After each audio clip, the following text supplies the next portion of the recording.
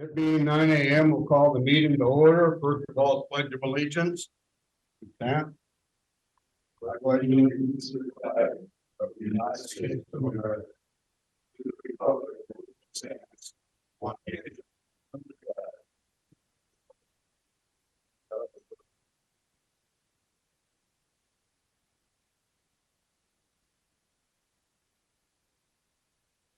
Next will be approval of the agenda. There's been a request by the engineer to have number 10 on the action item moved up so we could do it. All of his in a row. He has a long trip to do yesterday. So that would be about the only adjustment I have so far, is to move number 10 up to follow number 5, I believe. And if we could just keep the number, but just discuss it at that time, so that it's in order. Yep. So, No problem. No, that's fine. Clarifies. Okay, any other adjustments?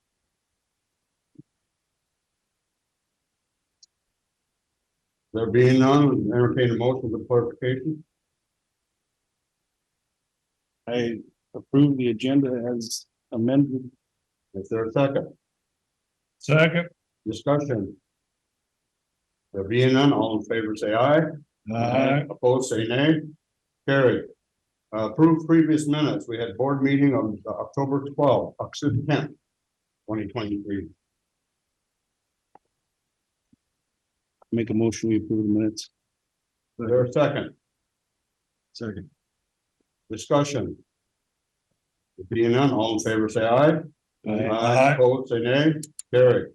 Work week, session of last week, the 17th. Discussion but no motion. Is there approval? Move to approve. Is there a second? Second. Discussion. There being none, all in favor say aye. Aye. Opposed say nay. Carried. Next is public comment. Public comment. We have anybody in the audience or on the Zoom here that wish to speak? There being none. We have an appointment at 9:05. Maybe we can work on the consent agenda in the meantime. The consent agenda has 12 items on it. A lot of it has to do with changing of status and changing of resignation. There's I'm not gonna read them all. There's resigning and then looking for a person to replace that. Consent agenda number 8. We kind of like to hold that back for a little bit till we have it in front of the personnel committee. Which one? Number 8 Number 8? Yeah. You want to hold that or do you want to? should be, personnel committee should be discussing some of that before. Disagree. Okay. This is to replace David. That's a sensitive, important job, and I think we gotta move forward with it. Once we have the application, then personnel can look over the application to discuss and hold off on seeking somebody is gonna put the highway department at a loss. Exactly. It says My opinion. initiating a search. It doesn't say approve. Test. just for clarification, commissioners, it's not the highway department, unless I misheard you. This came under the heading in the submission of the agenda, the heading of environmental service. Number 8 is highway. Highway maintenance inspector.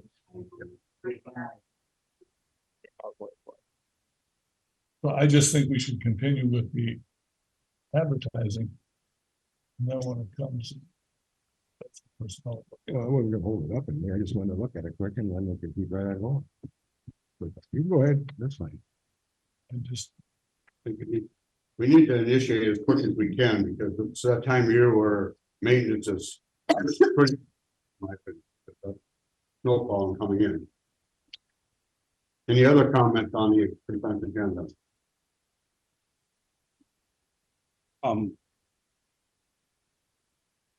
I would like to request exit interviews for people that are resigning Good point. do we not already do that? with the personnel committee. Yes, commissioners, exit interviews are offered to all staff leaving the county employment, they get it in their exit package. The exit, if they choose to have an exit interview, that does not go to HR, that comes directly, their comments go directly to the board chair.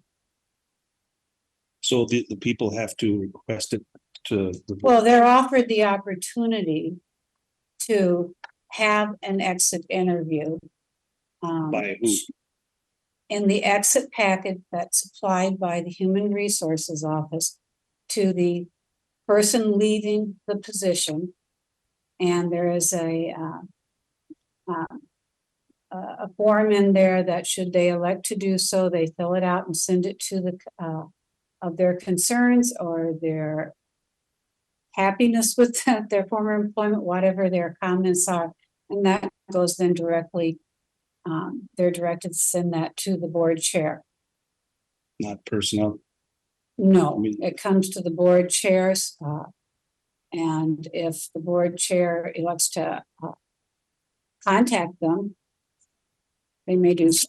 So it's an option, it's not a requirement that they do the. It's not a requirement that. Well, just so it's known by those people that they can do that. Yep, they're I did informed. receive one from one individual who resigned and explained why they did for different opportunity, basically. This is no real hard feelings, just that they found something better. That's the only one I've had during my 10 years. One on the list today, or? No, this is way back this summer.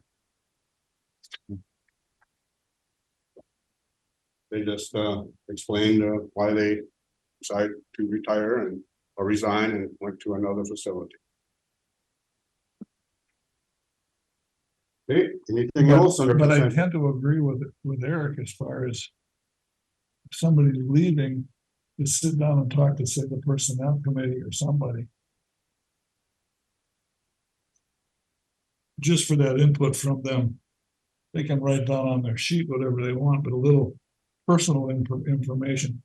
And I don't know if we can demand that they do it, No, it's an But- option. but an option that they can actually sit down and talk to, and air their grievances to the committee. Hmm. Besides doing if they want to just do it in writing, that's fine. If they don't want to do it at all, that's fine. But I think we should add in there that they have the option to talk to the person. Add a sentence to the packet saying that if you wish, in addition to this document, That only makes sense to me, that would be an option, that they could do that. We'll add that. Yeah. Thank you. Yeah. Okay. So consent agenda, what do we want to do with that? Make a motion to approve the consent agenda. Is there a second? I'll second it. Discussion, I'd just like to add, on number 7, David Bauer, who's been here 35 years. Thank him for his years of dedication and service to Houston County. He was an excellent worker. Yep. And it's a rarity to see that anymore, that people stay on for 35 years, but, and also to Nikki for her years of service with us too, so. And Aaron, I mean, there's quite a few of them here, so. Okay, David was an exceptional employee. Yep, that's gonna be a loss, so. big one. Anyway, motion made and seconded, further discussion then, in addition to the thinking. I'm just curious, is there like a award, service award that's given out? I mean, did David receive his for 35 years, or? We give the 30 every 5 years, don't we? We have that. This year. Okay, So it would be when it would be. After, at the end of the year? by all means. Well, I'd like to see a special invite for him to come. Point. Any further discussion? Being none, all in favor of the consent agenda, say aye. Those opposed, say nay. Carried. Entertain a motion to recess the regular meeting. To go into the public hearing part. So moved. There's a second. Second. Discussion. Big. all those in favor of recess to the public hearing, say aye. Aye. All say nay, carried. We need to have a motion to open the public hearing pursuant to Minnesota statute 394.26, public hearing to consider adopting ordinance regulating the use of cannabis and cannabis derived products in public places by ordinance. It is- So moved. Who said this? I did. You're the first, okay? Is there a second? Yep. Okay, all in favor, say aye. Aye. All say nay. Carried. We are on public hearing now for the cannabis use in public places by ordinance. Is there any public comment? No. Put it on the screen. Anything need to be said, either Attorney Yant or Marty, or John, you guys are all, you're the three. We would suggest if there's going to be a public comment, that you could recess it, go back into the regular hearing. And provide comments. Or at that time. Okay. Any public comment? Any public comment? Number 3, any public comment? Entertain a motion to close the public hearing due to no comment. I'll make the motion to close the public hearing and reconvene the regular meeting of the Houston County Board. Is there a second? Second. Discussion. All in favor, say aye. Aye. Opposed, say nay. Carried. Okay, so we can, our next one is at 9:30, so we move on to action item. And that'll be the first thing on the agenda, so the three of you come on up and help us.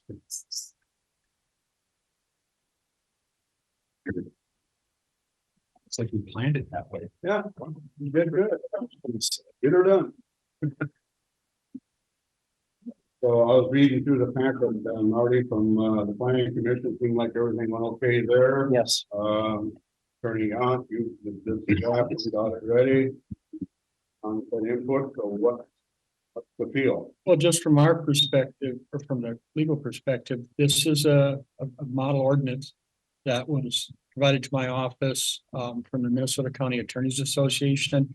And it's something that I've seen, it sort of models what I've seen, what I believe from the League of Minnesota Cities. And the reason I would consider this a way to go on this matter is because I'd rather be in the majority of what the state is doing, and this seems to be the ones that have been adopting it, have been adopting this.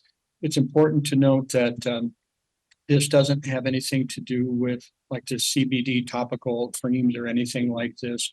This is more of the intoxicating variety is what we're talking about here. The ordinance would be enforced by my office in conjunction with the sheriff. As far as it being countywide, it's coming under our public health authority, so I believe we have jurisdiction throughout the county to enforce this. I guess that's what I have unless anyone has any questions. So in subdivision 1 here on section 3. It does include lower potency hemp edibles or hemp derived consumer product. And my understanding is I would view that, well, first of all, I guess, is that that's some of the reasons that we have, some of these terms are vague. I would anticipate on something like that is that it would come into my office and we'd have to see if that met our, whatever the substance is, met the requirements that I believe that are probable cause to prosecute. Based on the investigation that law enforcement has completed, they may well bring something to my office. It doesn't happen often, but it happens where I have some questions about meeting my burden as proof beyond a reasonable doubt. And if I can't, then I'll meet with law enforcement and say, okay, these are the issues that I have. Can we do some of this? Take a look into that. And it may require additional testing. And again, some follow up and maybe where the item was purchased or what have you. So I understand what you're saying. I think it's a good question. And I guess it's a case by case basis to see if it meets that definition.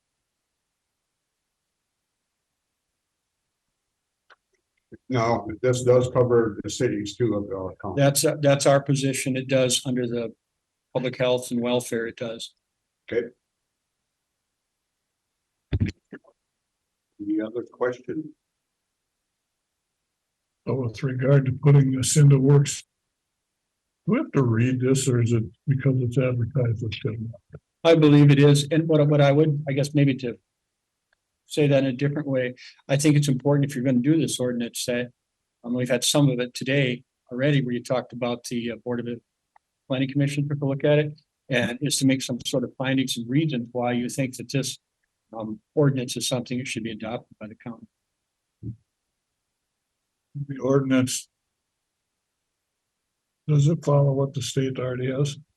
I don't believe the state has anything at this time, and that's why we're This is, doing this kind of a la carte. up, this is, the state just passed it and it's up to us to. Okay. Figure it out. I think to follow Bob's comment that this is kind of what other county attorneys are doing statewide, so we're not gonna be something way off. I received this from the association that I believe all 87 counties are a part of. So I believe this, my understanding, this would be a majority would be either have received this. And I don't know how many have adopted it, but it's a case by case basis. I think some cities have adopted similar ordinances too, where potentially there's more than one public health authority in a county or whatever. But there's only one public health authority in our county. And this ordinance is on smoking in public. It's, yes, I mean, yeah, that's a generic way to say it. Yes, it would take care of that issue. And there's certain criteria that have to be met or elements. But yes, generally, that's a good way to phrase it. It would kind of shirt tail the tobacco smoking. Yes, they're the same. The intent, I believe, is the same, but they're a little bit different. For example, either substance comes under the smoking Minnesota Clean Air Act, I think it is. And so, but yes, that's a general way to think of it. And again, there are certain elements, as you would be aware, Commissioner Schultz, that would have to be proved, but yes, it would generally, it would be like a public consumption of alcohol, or is another way to look at it as well. As an example of a reason in section 3, subdivision 2. And I'll read it. No person shall vaporize or smoke cannabis flower, cannabis products, artificial derived cannabinoids, or hemp derived consumer products in any location where the smoke, aerosol, or vapor would be inhaled by a minor. And I think that's an important part of this ordinance to protect the minors and children in the public places. Secondhand smoke of this cannabis flower. So just Thing is, yeah, I totally agree, but you know, the unfortunate thing is somebody's supposed to be smoking in their house amongst the kids and all this kind of stuff, but that's beyond our bailiwicks. well, you know, there is a penalty under law here, and I assume, Sam, this will be enforced and the, you know, in law enforcement. Sheriff, you're okay with this to police this, and if there's complaints, you'll answer the call, I'm sure, right? So we'll trust. What's that? We'll trust. Yep. Okay, any other question? Feeling of the board? But it is not just smoking or vaping. When you look at that lower potency and edible, Yes, it also talks about intended to be eaten or consumed as a beverage. correct. If you would, again, that's why I think it's somewhat more, it's also analogous to like a public intoxication type of ordinance. And again, that's something that language will oftentimes is fleshed out in the courtroom as far as probable cause and if the elements are met. But it also states, doesn't it, unless it's in a establishment that allows this activity. And again, I guess what you're right, Commissioner, is Mr. Johnson. Those are important words.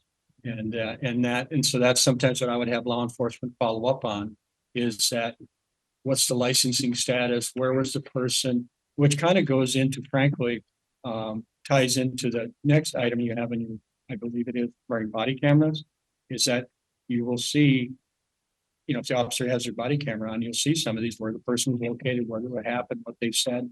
And that's why that's a valuable tool to have as well in enforcement of this type of, in all crimes, but this one as well.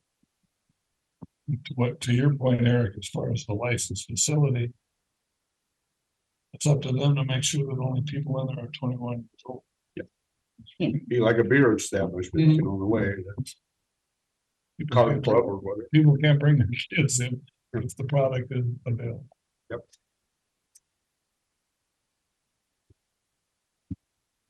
Okay, I do have a question. go ahead, Bob. I just want to know, Jake Dix, the man's here, the city administrator for Caledonia, Caledonia got any options or suggestions or talk or anything? City doesn't have any. Just as far as my only question was the licensing and we established that, so.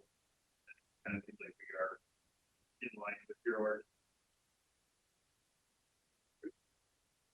Thank you, Jake. Feeling of the board. Well, this ordinance is here to protect the health and welfare of our citizens of the county. By all means. I assume that's a, Correct, John? Absolutely. that's a motion then? I'll make that a motion to Okay. adopt the ordinance as stated. Second it. Further discussion, We'll vote on that by roll. roll call please. District 1. Yeah. District 2, Yes. District 3, Yes. District 4, Yes. District 5. Yes. Thank you. Number 2, we will hold off until after the public hearing. Number 3. For Butler, consider approval to sign food service management contract for Houston County Jail with Cellmate Food Solutions Incorporated. All right. Morning. One. So I believe Bill forwarded you email, and also maybe Allison also sent it to you. For Cellmate, right now, that's our best option we could find out there for food service. And they do what they are understanding. We are still working the budget for next year. So they know that might be a possibility. They might be closing or not closing. So they're okay with that. The meals are basically, I'm going to simplify it, basically TV dinners that they send us frozen. And then we reheat them for the inmates. So we order them weekly, monthly, whatever we need in large quantities for the inmates. They're roughly, I don't have the exact number, 360 something per meal. 65. 65, thank you. Is there a minimum? For the order, you mean? There is, but it's very small amount. We'd order in like increments of a week or 2 weeks Okay. at a time. If you don't know what your population might be, so let's say you order for only population of a couple and then you get an influx of 5, you may need those to order sooner to have a turnaround. Right, and I don't know their shelf life frozen. I'm sure it's quite a long time. Just gotta keep track of when this pile was put in and then so you can Rotating. Yes, rotate around. they took our dimensions of our freezer and stuff, and it's plenty of space for everything. So they have a training requirement. Yes, I believe DNOT took all of it or most of it. Okay, and then they've got a basic cost plus package. For the initial setup. It talks about the compliance documents, old order guide, manual tools county would need to ensure kitchen operational licensing is obtained or updated. That's $1,200 they're gonna charge us for, For like an initial setup. Yeah. Yes, and then there'd be, I believe it's, they $350. approve the meals. I believe it's monthly meals if they're approved also. I'm sure there's a little bit of a fee with that. There's a management fee quarterly review. So does the current proposed budget for next year, is this what we use? That's what Yeah, you what? I didn't Is hear. this what we used? I think it's I didn't $30,000. look at the actual budget itself. I guess I don't know the dollar amount we had. The current proposed budget for next year is 30,000. Yes, that's what Dean came up with is roughly. Right in that number, I So think that's it's, on the basis of using this. yes, I believe that 30,000 is a little bit high, but not a lot. I think it's like 26 or 28. On the assumption of four Uh, people. I assume we went with 6. I can't tell exactly how we came up with it. 'Cause Six times 3 meals a day, right? yes, times 6 times 3 meals a day times 365. Yes, $3,650.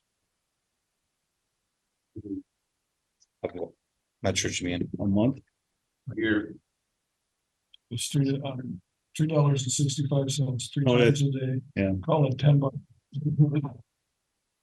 And 365 days is 3,650. And times 6 inmates roughly is $23,980.50. Numbers. 6 is a generous number compared to what we've been seeing. 6 is totally a generous number. I ran the numbers yesterday, looking at monthly. It is correct that we're roughly around 6 inmates per day for the year itself. But as the months have been going on since January till now, each month has been declining quite a bit. I mean, I believe September, we're averaging 2 people. And we can get out of this contract anytime. There's a, $2,000 fee for that. yeah. Yes, you can get out, but there's a fee for it. It's a $2,000 early termination fee. Yeah. So this will go into effect right away if this is approved. Yes, we're looking at November 4th, I believe they can get it going. Because Oh. currently, right now, we're using Summit. Oh. Which is roughly $2,200 a week we're paying them. I believe that's the minimum amount, so getting the cellmate going, it's gonna save us money right away. So in one of your other emails, you stated that Winona County is still going to house inmates until mid-November. Yes, somewhere there. Okay. There's still not positive, but yes, right in that area. I got an average, how many people or inmates do you get on a weekend from like Houston, McCracken, Caledonia? Do you get 4 or 5 over the weekend or do you get none? On an average, I mean, throughout the whole year. Of course, Caledonia has more, Houston has less. I don't have those numbers, but yes, the county has the most. Arrest, then it goes, I believe, La Cresse and then Caledonia, then Houston, Hope somewhere in there. Just looking at- So not weekends. It's not a lot, I guess. Maybe every couple of weeks. Well, some of the other sheriff's departments were wondering if we could close because then they wouldn't have a place to bring their people and they arrest them on the weekend. The police departments. Yeah. Yeah, yes. Just curious if how many it is, how many, it's a lot of people or 1, 2, or Yeah, I have to run the numbers, but it's not a lot. I mean, it's not every weekend. it'd be nice to know the numbers if you could. Yeah, we can get that for you. Right. I think we bring it up at our next, the jail study. Get together and talk about that, get those numbers. So Summits is coming due, right? I mean, that's coming to an end. Some of that was actually done. Oh, They've graciously extended it. extended it, Okay, with basically a 2-week notice okay. and without any type of termination fee or All right. anything. They've been very wonderful Okay, talking to Robin. so there's no fee for that going away and No, No, all not they're reading. worried about is their inventory. Yeah. Making sure they can get as low as I can for the inventory. Okay, Feeling of the board. I'll make a motion that we go with the food service management contract for Houston County Jail with the Mates Food Solutions Incorporated. Second, Second. discussion. All in favor, say aye. Aye. Opposed, say nay. Carry. Just in time. Yep. Entertain a motion to recess our regular meeting. On the public hearing.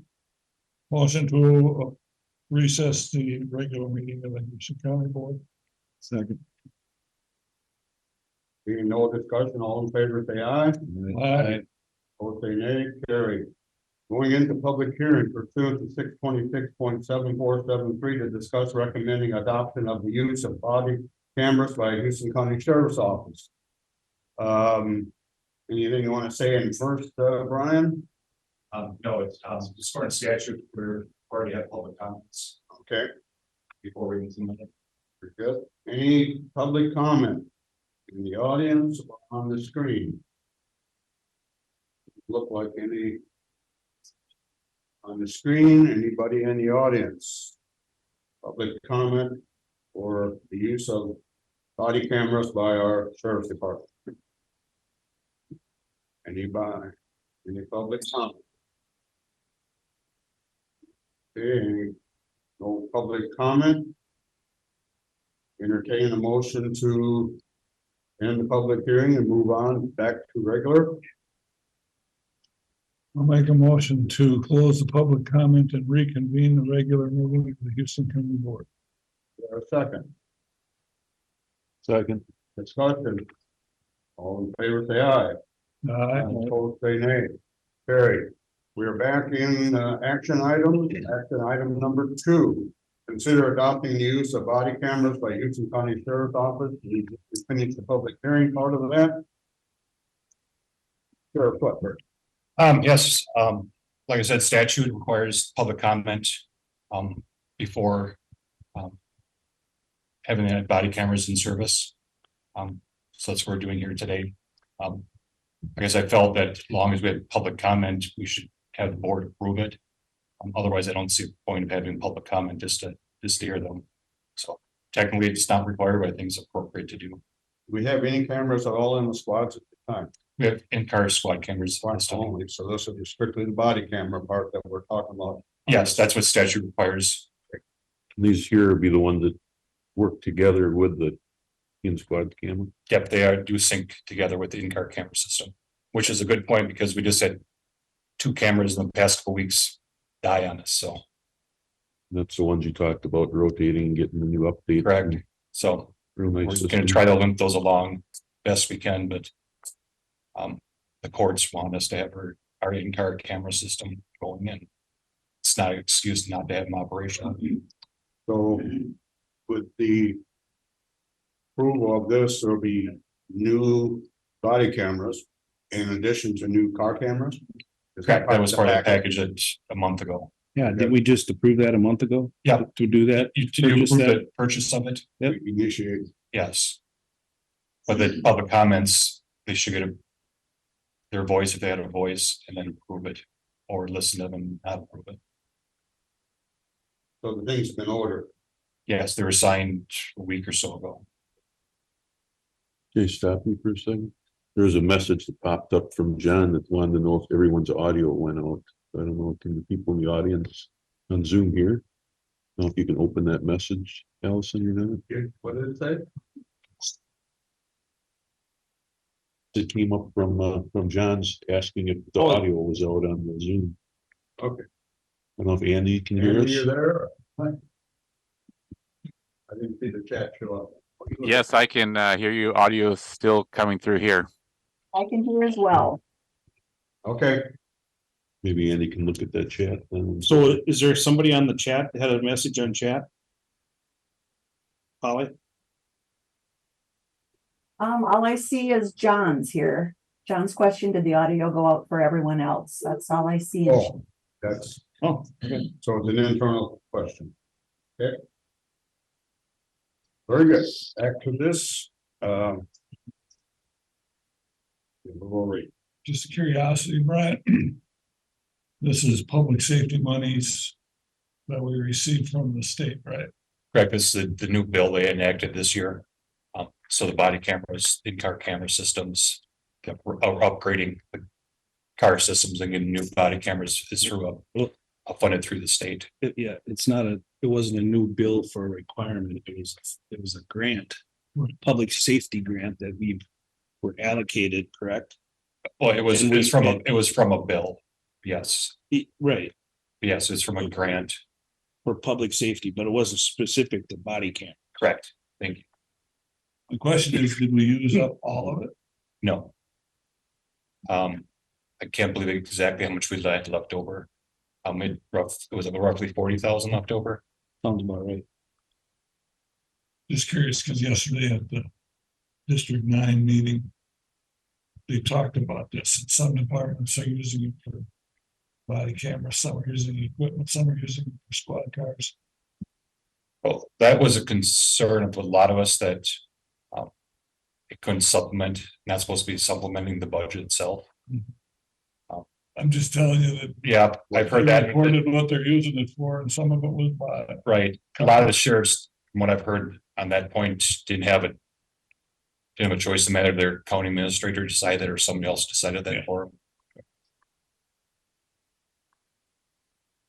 New spending got replaced. Thank you. Feeling on the board. I think it's great. Body cameras are a popular thing. I think that they serve a good purpose as far as protection for both parties. It protects the deputies, it protects the public, and gives you more answers as to circumstances. That said, I'll make a motion to approve. I'll second that. Okay, further discussion? There being none, all in favor, say aye. Aye. Opposed, say nay. Carry. Thank you, Sheriff. Thank you. Moving on to number 4. Another Brian. Got, we'll do 3 of them, be 4, 5, and 10 in a row. The first one is consider adopting resolution 23-37, prioritizing bridge replacement list for the county. Yeah, good morning, commissioners.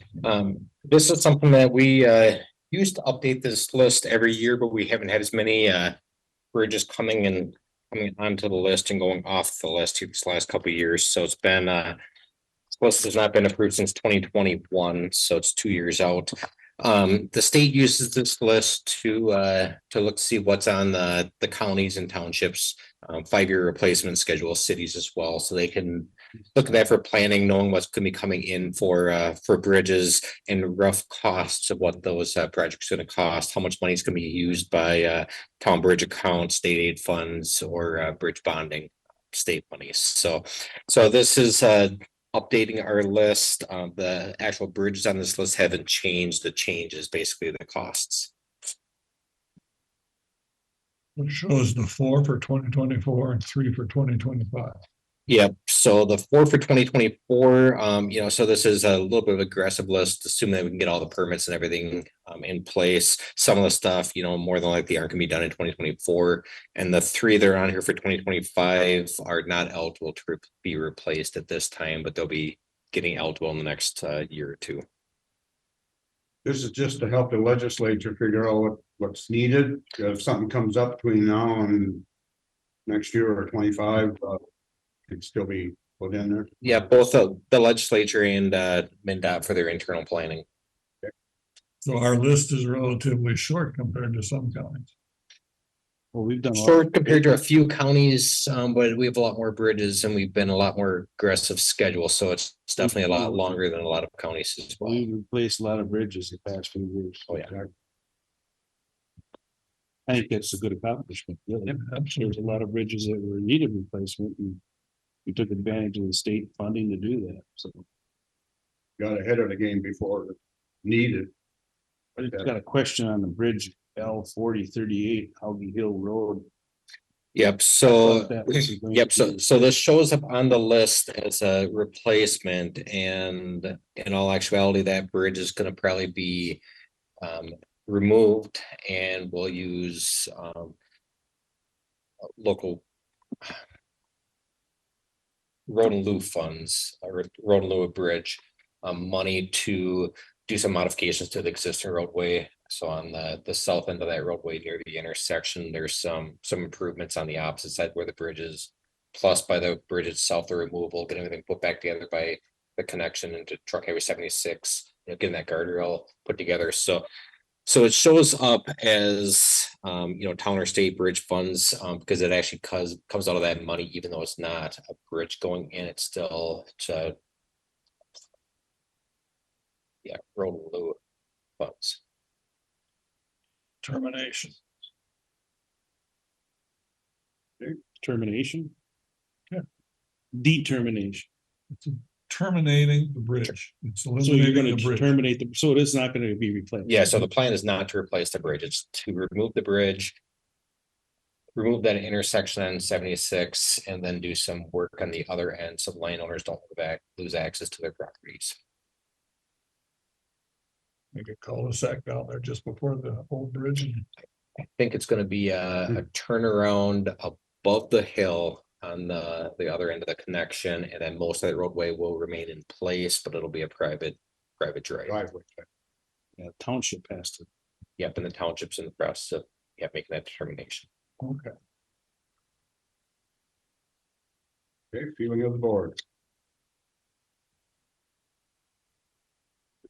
Well, all it is just to make an approval of the listing. We're not spending any money. It's just proposed projects. So I'll make a motion to approve. 1 second.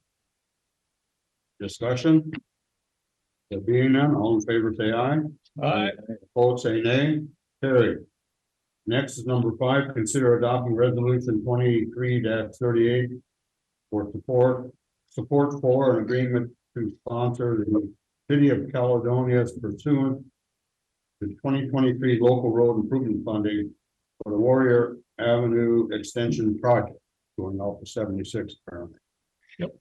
Yes, so this has been a project that's been talked about between the county and cities, and with MnDOT, lots of conversations over the years on getting Warrior Avenue extended out to Trunk Highway 76. The city applied for funding through the LRIP program. A couple years ago, they were not selected. As part of the process, since they are not a state aid city, they're a city under 5,000 people. They need to have a resolution from the county sponsoring the project. So that way, if they get funding, the funding actually flows through the county to the township or to the city. And the county has some oversight requirements, similar to what Mount Prairie's project a couple of years ago with, we had some oversight that one we did more inspection.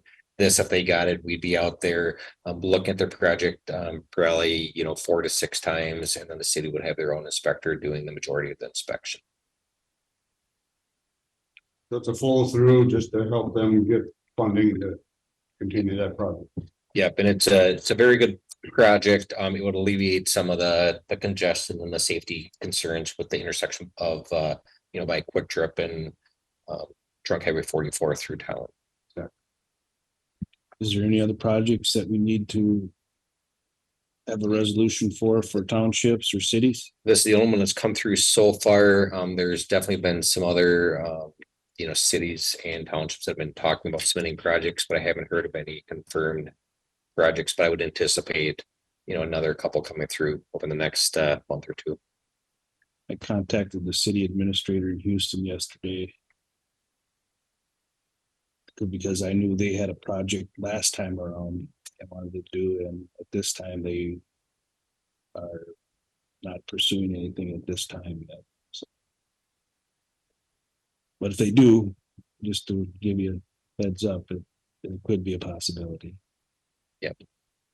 Well, we could have 2 or 3 projects in Houston County. The likelihood of more than one being approved in Houston County is it's not likely to get more than one because you don't have enough money for a couple, 2 or 3 down in southeast Minnesota. So Not likely to get selected for more than one. I would encourage though to, if townships, cities want to submit, let's support them. Let's get it submitted and let the state and their selection committee decide which project to select. This is my district and I think this is a really good project. I mean, MinDOT is an approval of it now because they've seen the congestion that happens at Highway 44 and Ash Drive. And what happens there, it also opens it up, so if you have some kind of an emergency situation at that intersection going into the school, you've got another avenue to get people in and out or emergency services in and out. And it'll also open up property possibly for future development, which benefits the city, but it also benefits the county from a tax-based point of view. So I think it's a great project. So is that a motion there, young man? Motion to approve. Is there a second? I'll second it. Other discussion? Being none, all in favor say aye. Aye. Opposed say nay. Carry. Move ahead to number 10 on our agenda.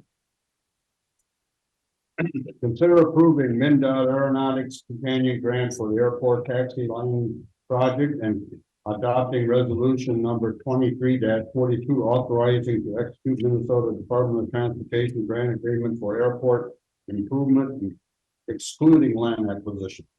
Right. Yeah, so this has, so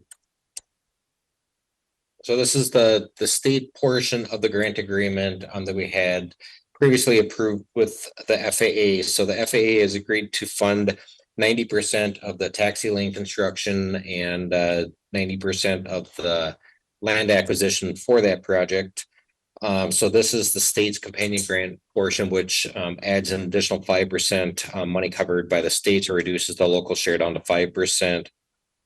For the land acquisition that was recently done where the taxi lanes are being installed for the taxi lane construction as well. So that this covers 5% of that cost. The engineering associated with both the land and taxi lane acquisition. And then there's some what they're calling unfunded portion of the land acquisition. So what that is back when the airport was originally developed, the county submitted and got 45% of the project covered. No, got 50% of the project covered initially when the airport developed. Back in 2006, the county submitted and got additional money reimbursed from the FAA, and the FAA determined that there's been an overpayment. So through the FAA's process, they pulled that some money back, about $25,000, and the state is saying that the FAA, pulled some money back. The state's going to withhold, some money as well. So, so the total state grant then amount is $22,010.61. That additional 8 or 5% that the state held back, it accounts to $1,404. So it's not a huge amount. We did pursue that further with the state, trying to get the state to pay that additional 5%. We could not convince the state to do that. So, two options: either we don't approve the grant, or we approve the grant. We get the $22,010.61 from the MinDOT Aeronautics. So my recommendation is to approve it. Questions? So basis on the federal determination that we had too much money, even though they can't prove it. Exactly, All right. exactly. That's what I mean. That's wrong. We made a decision to purchase that land, thinking this was going to happen with the funding. Even if we didn't purchase, And I know it's only $1,000 from the state. It's quite a bit more from the feds. Yes. But we made a decision going in that said that was going to happen. There was going to be participation from the federal and state on this. And now there isn't. And Yeah. that's upsetting to me. And I know it is to you guys too, but I mean, they can't prove what happened back in what year? When it was in the 60s. A lot of things are happening in this, but it get figured out early if we don't do. The trouble is, this is an after the fact notification. That's the trouble. Well, even if this project didn't take place, they would have taken this money and they would have reduced it from the next project, whether it's repaving in 5 years or a seal coating or some other project in the future, they would have withheld it at that point. So it's lumped into this grant, but it was gonna get withheld at some point in the future. To lump it into this grant, can we for sure document that, hey, we took care of this so-called overpayment? Make sure that that's highlighted for the future so that they don't try and, Yeah, we have the documentation of all this and, as a recap of what that was, is that, there's documentation showing that a grant was issued, but there's no documentation showing that the FAA signed off on that funding and that we received a check. So that proves that but- we can't trust what the FAA is gonna say to us because they can do what they want. I mean, we could say that we're cleaned up on this, but they could deny us in the future if they felt so they needed to do so. usually we're able to find the records that show one way or another.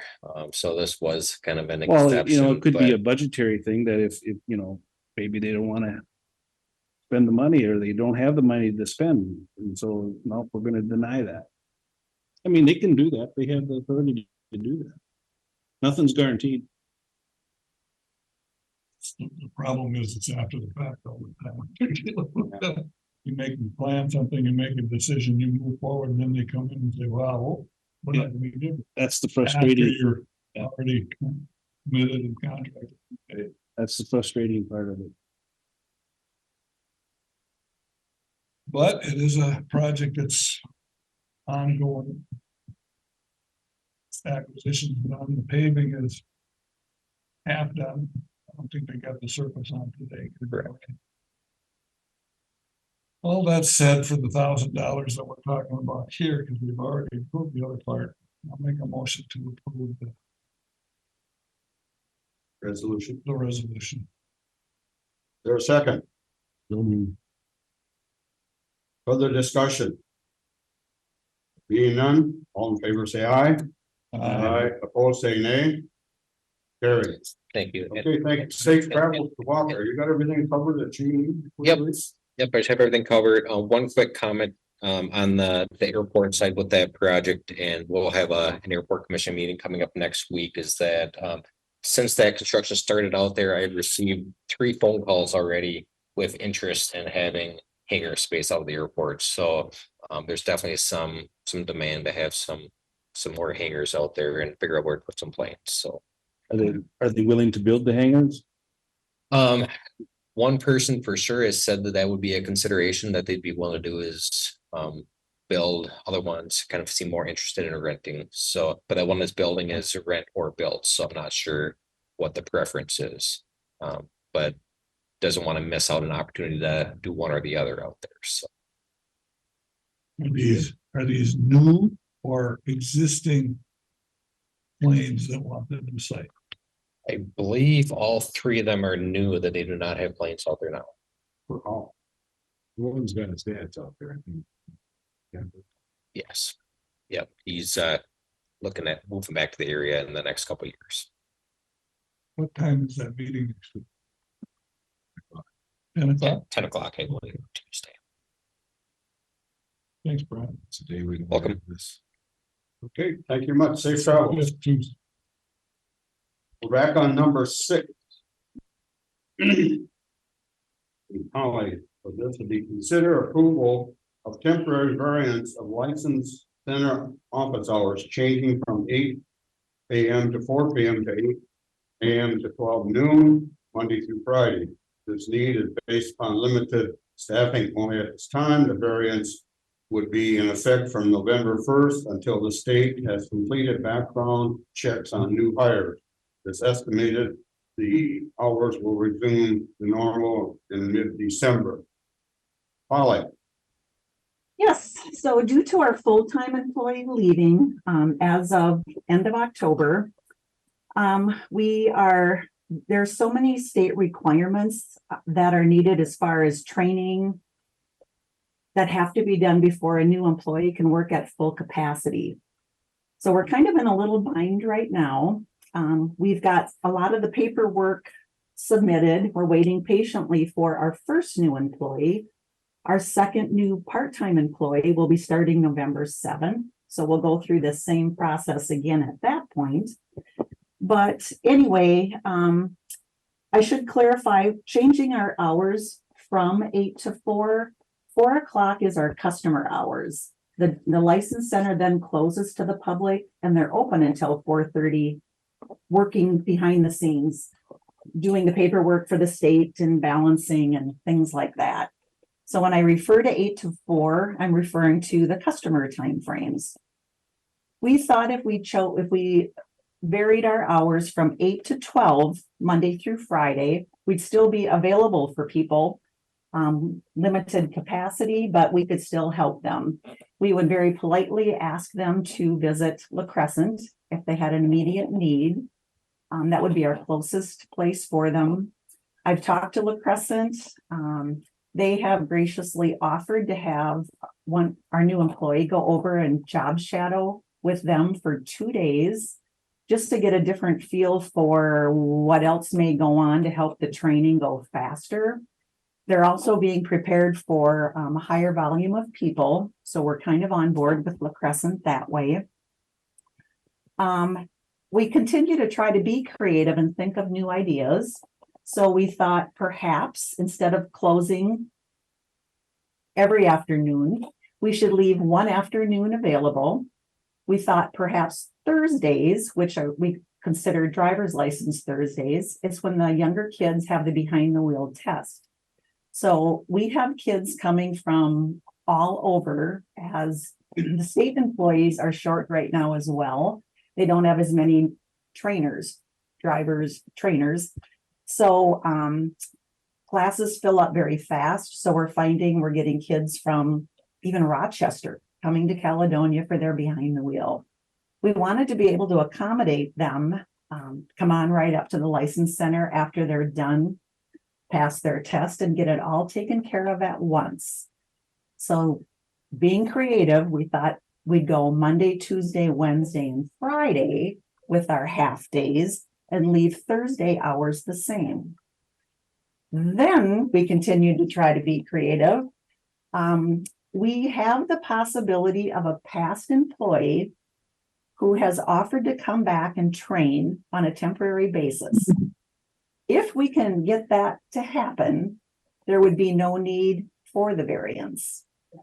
However, I have many questions into the state regarding all kinds of questions, but with this past employee, is her certification still valid? Could she come back? Could they flip the switch and she'd have the same capacity that she had a couple months ago? If they can do that, if that's possible, that may be the ticket to us not even having to vary our hours. So we're kind of waiting on all kinds of information from the state. I'm not sure at this point if we should be proactive to see if we could get a variance approved in case this last suggestion that we thought about falls through. At least we can keep moving ahead. I do have to notify the state, get ads in the paper, get signs up stating that as of November 1st, our hours would change. Question about your creative thinking there. You're thinking Monday, Wednesday, Friday, this 8 to noon, and then Thursday is a full day or afternoon only? Yep, no, it'd be Monday, Tuesday, Wednesday, and Friday would be 8 to noon.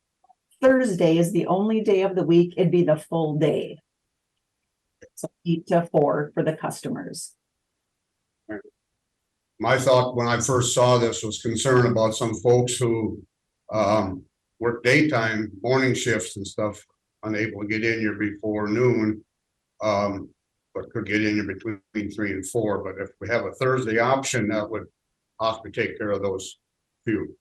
Not only that, you would have the option to go to La Crescent if there was a need. It's a little bit of traveling, but it's better than not having anything available to help them get through what they need to get through there. Right. I was just considered worried about losing our noon hour rush, people that go for noon hours and get their license at noon hours. Is there any way you could do that till like 1 o'clock or 1:30?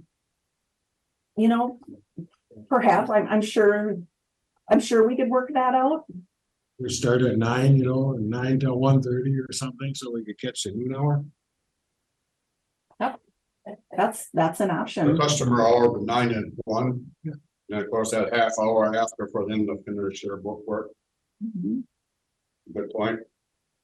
Yep. We've got the afternoon people covered with the Thursday. We look at the 8 to 1 coverage, that will take care of the noon people. Other And- thoughts? I just as far as the mid-December, that is longer than I'm hoping, but I just didn't want to cut it too short either. I don't know, 6 weeks, if that's a fair length of time for the state to get that done, but it's already been 2 weeks and we haven't heard a thing. So I just didn't want to have to come back to the board again and extend that. So once we do have that clearance, we'd go back to normal hours immediately. And again, get it posted on the website and get the word out there again. Okay, thank you. So in this request that you're asking for a variance of the hours, does this have to be approved by the state? Do you know? You have to submit it, yep. And I've told them Okay, and then, today that I would get back to them with the details after we had more information. okay,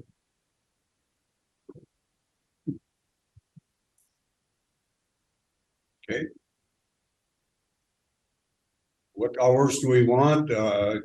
What we have here were ideas last week, and since then, Polly's had the opportunity to reevaluate. Monday, Tuesday, Wednesday, and Friday, a half day, and Thursday, a full day. Yet to be determined on the hours, I guess, noon or 1 for office or public hours. What's the feeling of the board? I agree with what Greg said with regard to going to 1 o'clock, only from the perspective of people that are working, would then have the opportunity to pop in and get their license and leave. Just because La Crescent's open doesn't mean that, lunchtime, they don't have time to get to La Crescent and back. We need to set people to the crescent. Sorry. so would that be a problem, Polly, if we change it to 8 to 1? Yeah.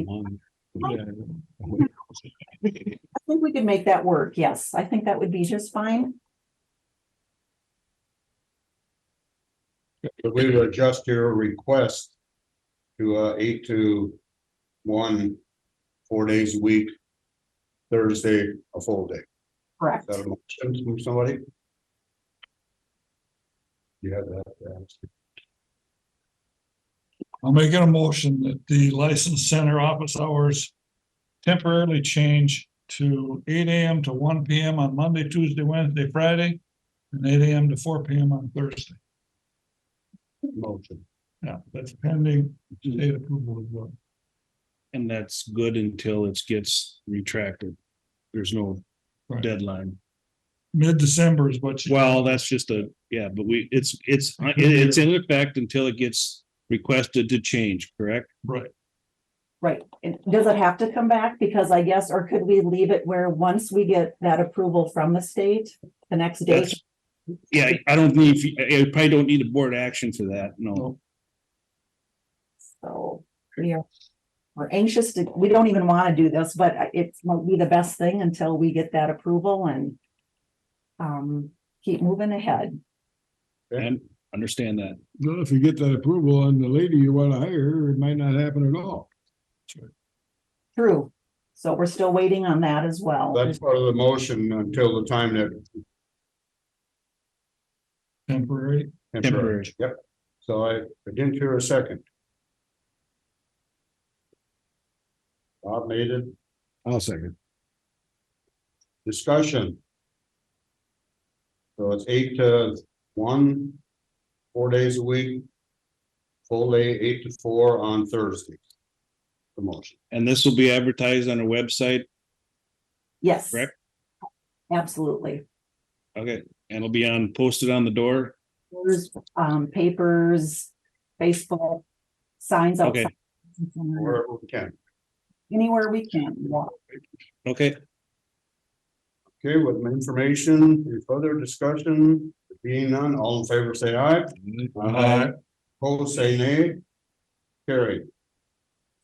Next is number 7. Consider adopting resolution 23-39, improving the conveyance of Spring Grove City parcel 26.0201.000 Spring Grove, Minnesota School District by a conditional use deed. Okay, I gotta get my line here. For the authorization of public use of a future parking lot pursuant to Minnesota statute 282.01 subdivision 1A and Minnesota delinquent tax forfeiture manual, page 165. Mark. Yes. So we've been working with the school district, Spring Grove on this one, because if they are another government entity, we can convey the property to them, free of charge, just then it'll be a conditional use deed. And that, basically what that is they've got 15 years, to do what their formal plan says, which is to tear it down and make it a parking lot. So that they have parking issues with like sporting events right across the street. There's not a lot of places to park, so. The previous owner of this property is deceased, and we contacted their family and through Mike Murphy's office. They didn't want any part of the property, so they were okay with it going either to auction, but the school is interested and they do have first choice at the property, so. Yeah, we went through all the steps for this. We did the foreclosed on it back in the end of July. We conveyed it to the state. They were laid, about 15,000 in interest and penalty back taxes, so. When you say free of charge, the school doesn't have to reimburse the city or the county for back taxes or anything? No. Just, They pay the conditional use deed fee, which is $250, and then it becomes their responsibility to maintain it, It's theirs. it's theirs, but with the clause and the conditional use deed that you do have to do what you say you're gonna do, otherwise you have to convey it back to us. And if they change their mind in 2 years, then they have to convey it back to us, and then we can sell it or do whatever we wish. Yeah, they have 15 years to do what they want, what they Yeah. say they want to do with it. And then at that point, they will own it outright without the conditional use tied to the deed. They'll have it 100% of theirs. And when we talked to the superintendent, she said that they needed a few years to gather the funds because they had an appraisal done on how much it would cost to tear it down. It was around $25,000, so have it disposed of. And the parking lot built, so they said that just kind of leaving it open-ended on how many years it'll take to gather the funds and stuff for the budget. 15 years is the standard amount of time. That's the deadline, yeah, that they've got. That's the standard amount that is given to a public entity. to Yeah. get their property. Yeah, that's statute. It's max. So I was looking at the notice of redemption here, 14,707. That's what's against it at this time.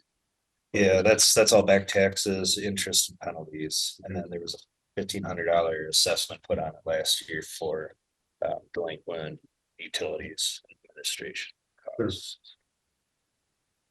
None of that is recoverable. So Yeah, everything's been canceled off there right now. It's just in state's name.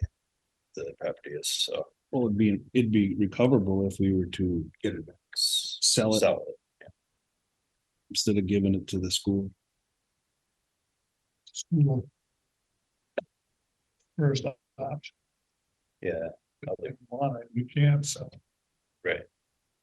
So we don't have a choice.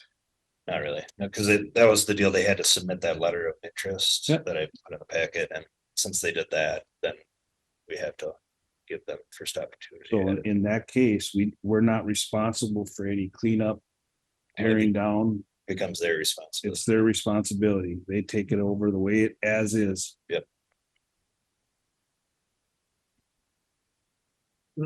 guess I'm pretty satisfied with that. One more property, like Bob said, one more property off the tax. Of course, if they weren't paying their taxes. It's a little bit. But yeah, that would make, it's good for the community too. It's good use. of property. Well, I'll make a motion to approve the conditional use deed to the Spring Grove School District. For a second. I'll second it. Just so everybody understands, this is that old motel. Yep. Kitty corner across from the school. Further discussion? There being none, all in favor, say aye. Opposed, say nay. Carried. Number 8, consider adopting resolution number 23-40 and authorizing the auditor treasurer to conduct a public sale for property located in the city of Caledonia at 916 Main pursuant to Minnesota statutes 282.01 to be held at 10 a.m. Wednesday, December 6th in the Commissioner's Room of Houston County Courthouse. Mark, you got that one too? Yes. Yeah, so, so we're gonna set the sale price for that. It's at $7,400. That was what we came up with, kind of how we talked last week about how to come up with the price. The current value of it, on the tax roll is 14,800. That we assessed it at. There was back in 2021, the city of Caledonia put this special assessment of $23,576 to tear the building down, so the house was dilapidated. And so there was a very heavy fee for that, but I mean, realistically, we didn't think that we could pay that price for the small empty lot right on the main street down there. So we decided that the $7,400 still will go toward the special assessment. So Caledonia will recover any money. So if it does bid up higher than $7,400, they will get paid first. Anything over, they would get paid up to the maximum of their special assessment amount. And then anything else would go to the county. State. Is this it's a vacant lot now because of the house being torn down? Yeah, it's kind of over by the fairgrounds there. It's pretty close. House isn't tore down yet. Yes, it is. Is it? Yeah. Oh, okay. Yeah, it I was got a torn picture of it on the, 2020. Yeah, on Main Street. Right on Main Street, yeah. That one by. Elevated lot. yeah, it looks like an elevated lot on, they got a picture of it on the beacon here, so. Yeah, a real nice place. Where the Vassals that live in Okay. Those, all property owners, that one were deceased as well. All family members took care of it. We need to just repair it. there. Okay, feeling of the board. So it's gonna be a vacant lot for sale. You know, again, as is and so on, At a public auction. with a minimum of stuff you. Yep, and we've got some templates that we got up at our meeting a couple weeks ago, with the different stipulations, you know, that we're not responsible for surveying or anything, you know, just basis as is. Feeling of the board. When we do that. The city's got considerably more money than that invested in the removal. Are they okay with the $7,400 and know that they're gonna get that plus? If it's sold for 12,000, they get 12,000 or whatever. I can't answer that. That would be, they would have to answer that, but City can approach them on. So by the process we had of it, we could have submitted a letter and just like did it the last meeting, decided.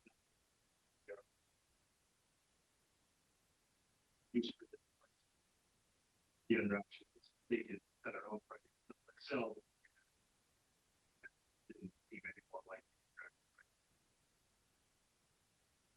So just for clarification, the starting price of 7,400 is what we're asking. yes. Can go as high as, If it goes higher, so we don't get that money, the city of Caledonia gets it all. They get paid, Above. the special assessment gets paid first. And since they put the special assessment on, because they paid to tear it down, Okay, they get paid first up to the amount of. Okay. Their, okay. How much was it? it's 23.5. Yeah. Then there's another $500 one this year for. So they've got 24 into it. From 2050. Feeling of the board. And how much in taxes is the county has? Honestly, the taxes wasn't terrible because. The delinquent taxes is only $1,100, Okay, so. There really wasn't much, because once it was a vacant lot, the value wasn't very high, so the tax was hardly anything. okay. But this will get it back on the tax rolls. Yep. All that said, I'll make a motion to approve the sale of the property, proposed sale of the property, with a starting price of $7,400 based on resolution 23-40.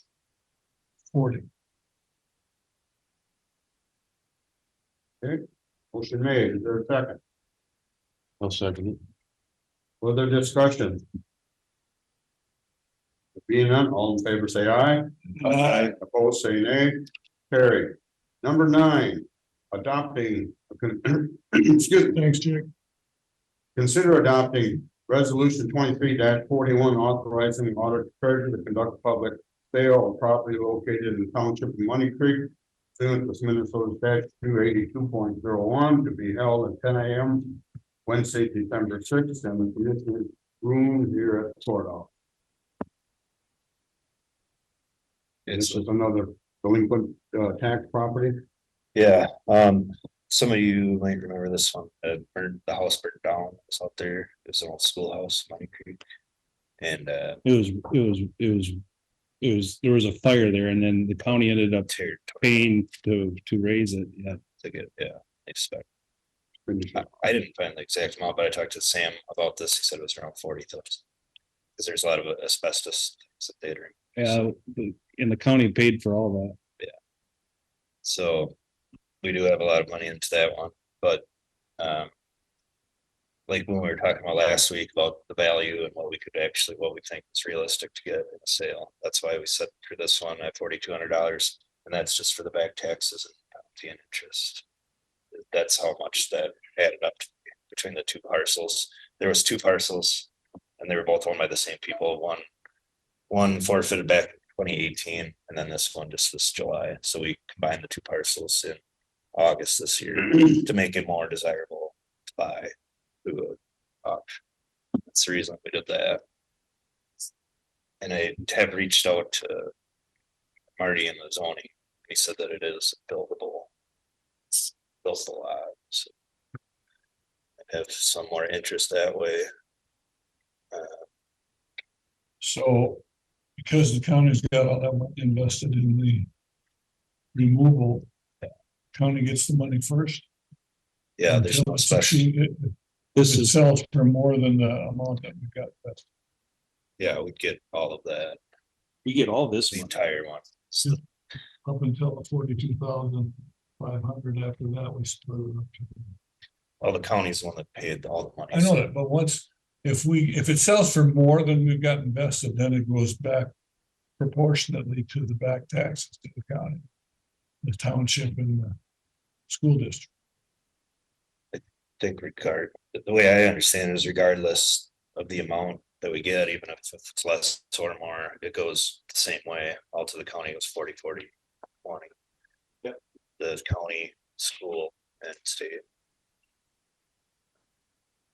That's what I understand. If it sells for more than it costs to tear the building down, the county keeps all that money. They don't have to give any back to the school district or the township. It's all divided up equally. 40-40-20, regardless of the dollar.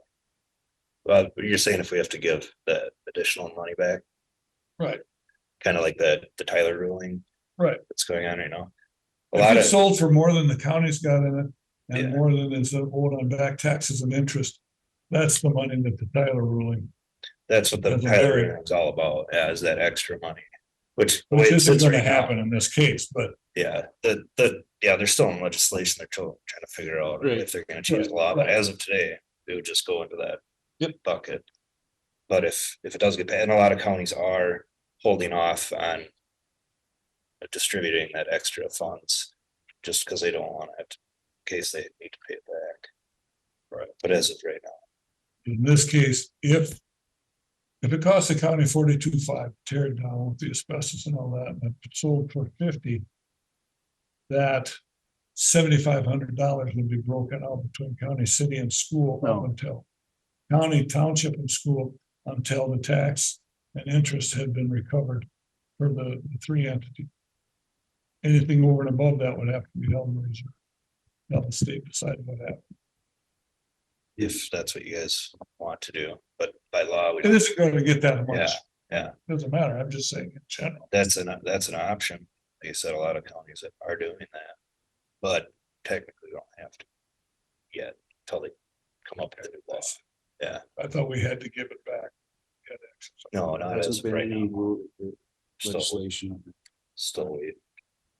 So Carol, do you have a number off the top of your head, how much it cost us to tear that down? was right around 50,000. Okay,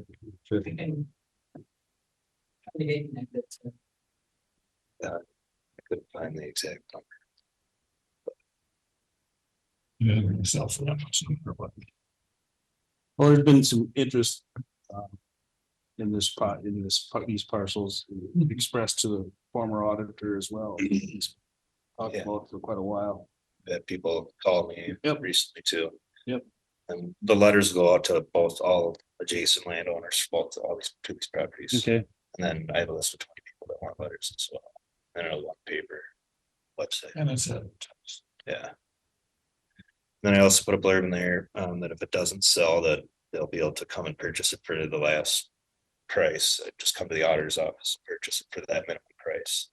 If it's after the auction and it doesn't sell. well, with all that said, I make a motion to consider adopting the resolution number 2341. Authorizing the auditor and treasurer to conduct a public sale of the property in Money Creek Township. Is there a second? I'll second it. Further discussion? Seeing none, all in favor, say aye. Opposed, say nay. Carried. Thank you. Get number 10 already, number 11. Consider approving, abandoning and exchange for IT Director Andrew Meldy from a D61 exempt to a D62 exempt, hourly equivalent 55.70, effective 11/5/2023. And we get the memo and so on. Yes.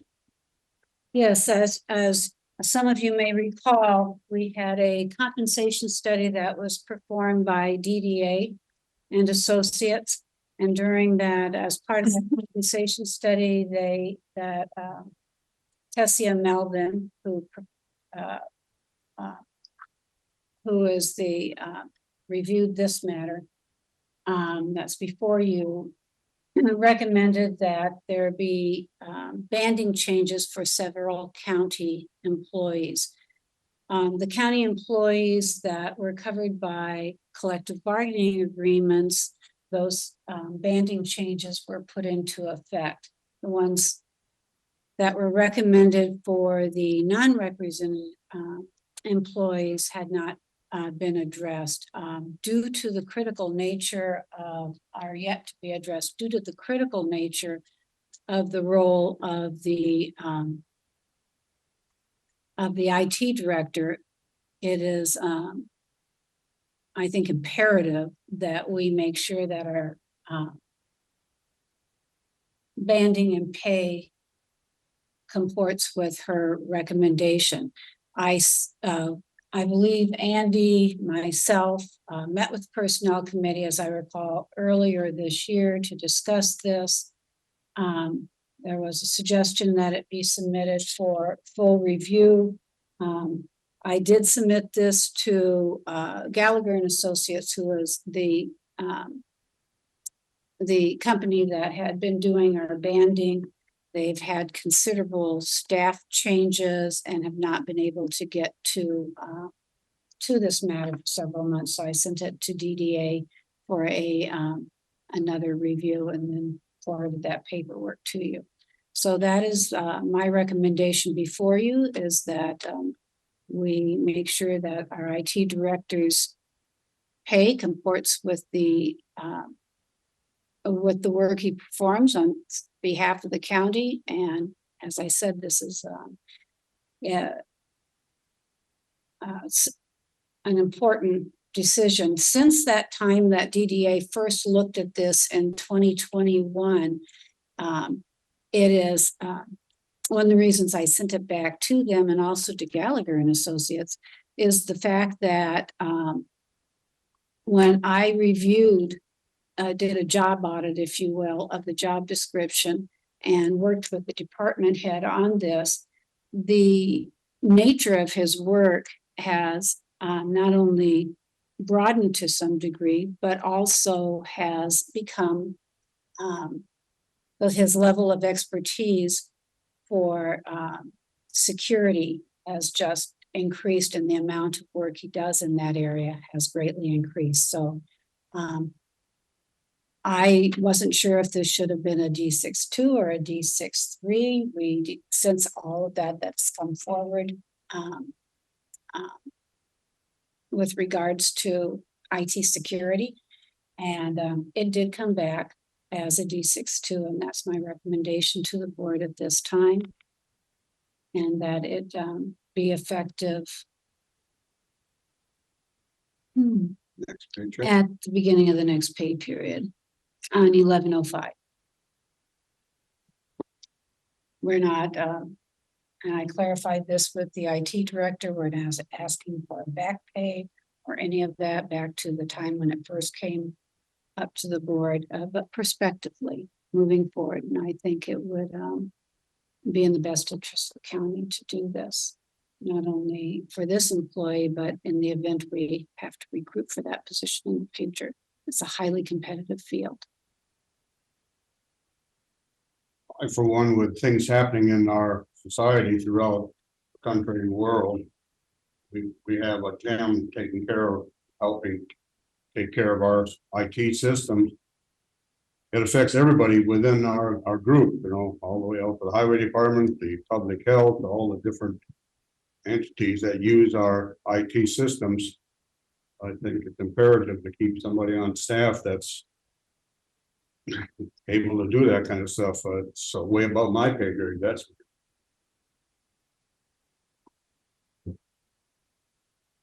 Personnel got anything to say? No, we talked about it earlier this year. We all agreed on it at that time. Oh, we agreed that it should be looked at, yeah. Just, so this is a D62. Well, yeah, I know, I'm trying to read. I decided. The D62 grandfather in. Is there, what's the grandfather? Well, as you may recall during the compensation. It's like it sinks in. I'm sorry, I didn't catch that. No, that's. Okay. I'll just. At the beginning, during the compensation study, and at the close of the compensation study, there were several positions that their pay level was, there was an agreement with the county that the pay level would not go backwards. Okay, and there was just a handful of these positions. It hit the rank, it impacted the D61s and D62s. So what we did on this, we have one position that's D62 in the MAPE agreement that has this grandfathered language. And then there was grandfathered language for the non-represented. This pay rate of 55, an hourly equivalency of this exempt employee of 55.70 puts the IT director at par with the individual in the MAPE contract that was also grandfathered in. And so it makes their pay equivalent. And they're both D62. And if this had been done in 21 or 22, I would expect that would be the outcome. So your D62 in the MAPE agreement is your Public Health and Human Services Director. The 5570 is the grandfathered rate. So those pay didn't go back. This puts Andy Mildy at par with his colleague who is represented. So this is consistent with our policy. Our practice. We don't have a policy on this. This is just a practice. This amounts to a $3 an hour, $3 and I think 8 cents an hour pay raise for the ITD.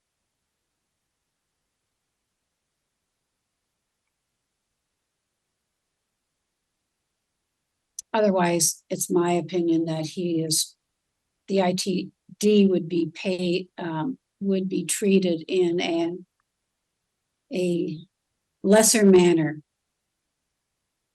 than a colleague who is represented. So we're equalizing some pays here, not our lead does. Not going above it, we're just treating people equitably who are similarly situated. Happen to be in 2 different departments. Both positions had grandfathered pay rates because of the comp study. And that was the pay rate that was The comp study was, adopted by the board and implementation was initiated in 2022.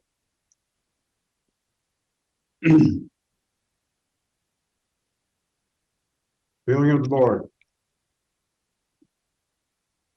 They've been with the issues that the county faces, that all the counties face as far as the cyber attacks and whatnot. Service that were provided and the additional needs because of all of that. This is a sensible and important thing for the county to maintain.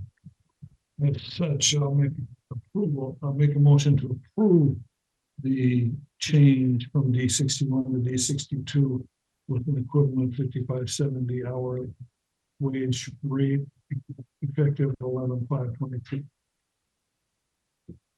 Is there a second? Is there a second? I'll second.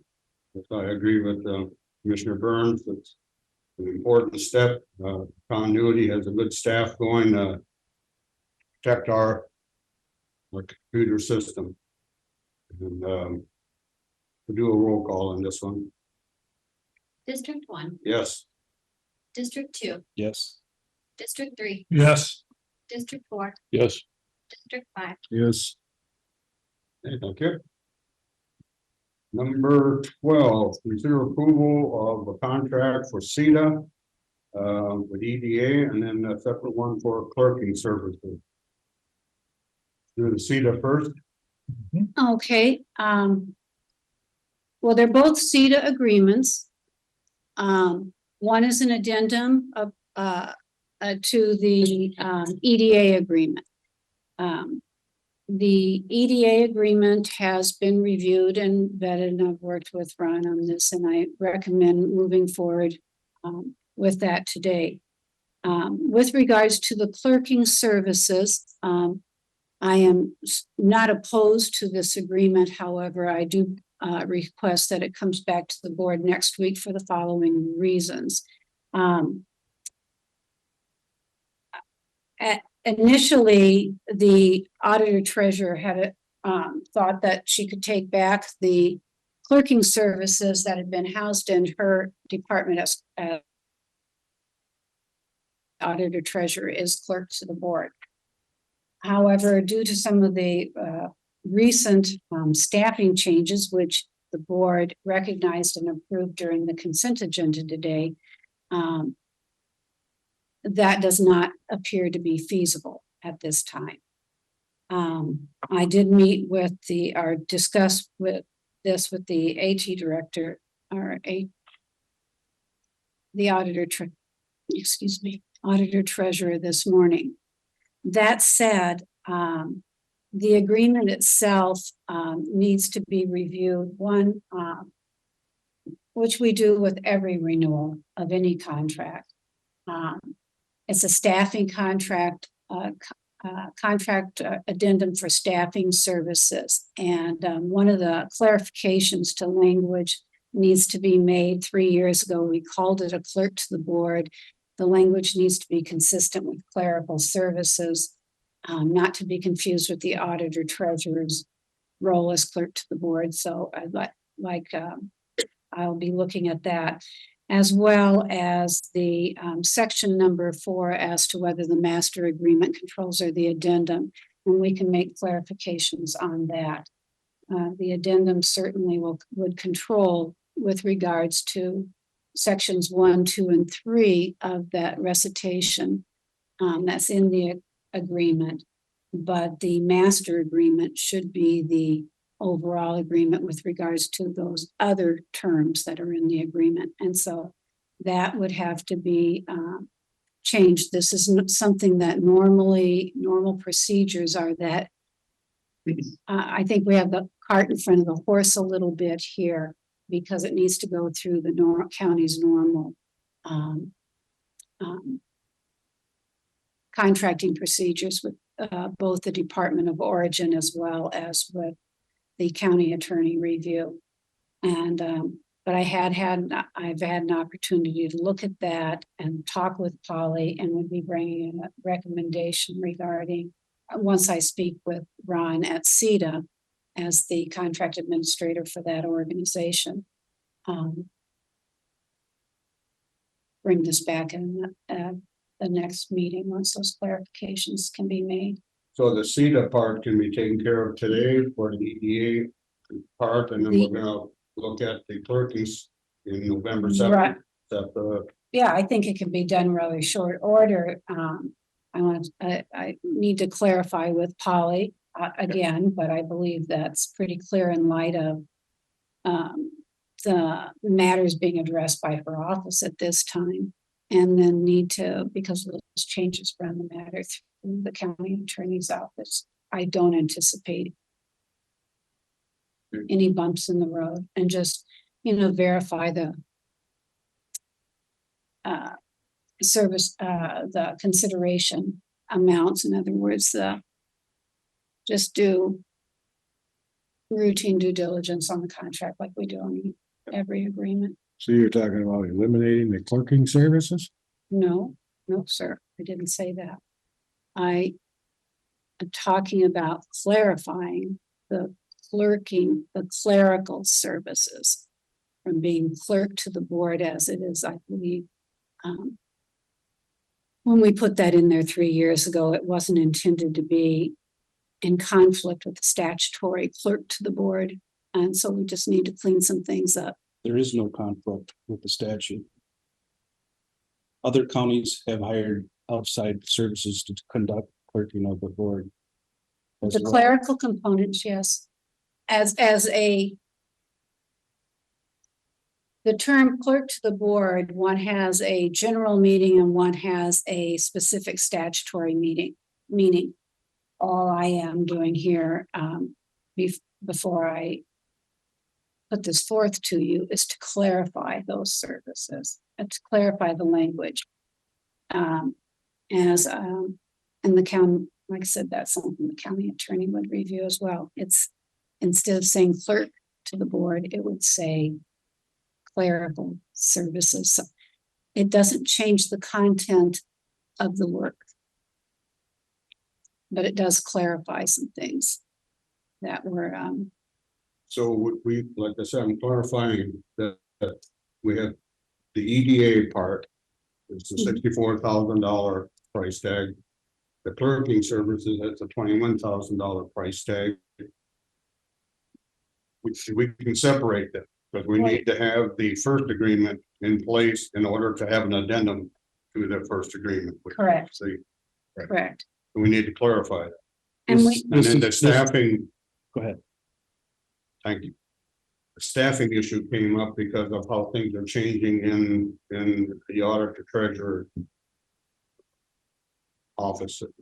yeah, I mean, historically, the clerk to the board, as the auditor clerk to the board, this clerical services were supported by that office. I don't know.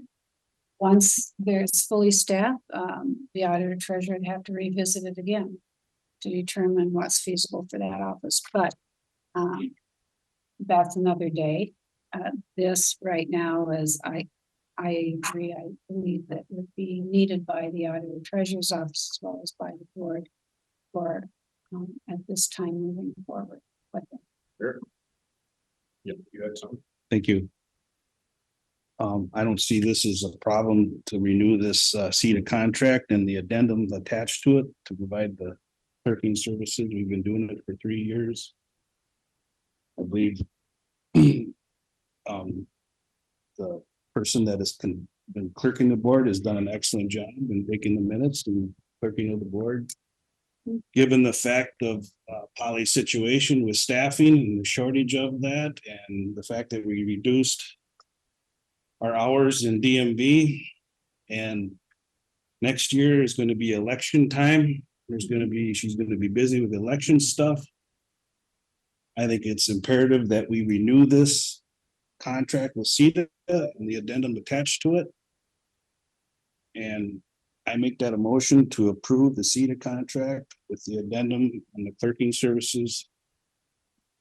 Given the situation that the auditor treasurer's office is in, and we've been doing it the past 3 years, I don't see a problem with that. I disagree. I'd like to have them separated, because an addendum is an addition to an original document. Putting them two together clouds things over. It's a $21,000 saving should we decide not to do the clerking.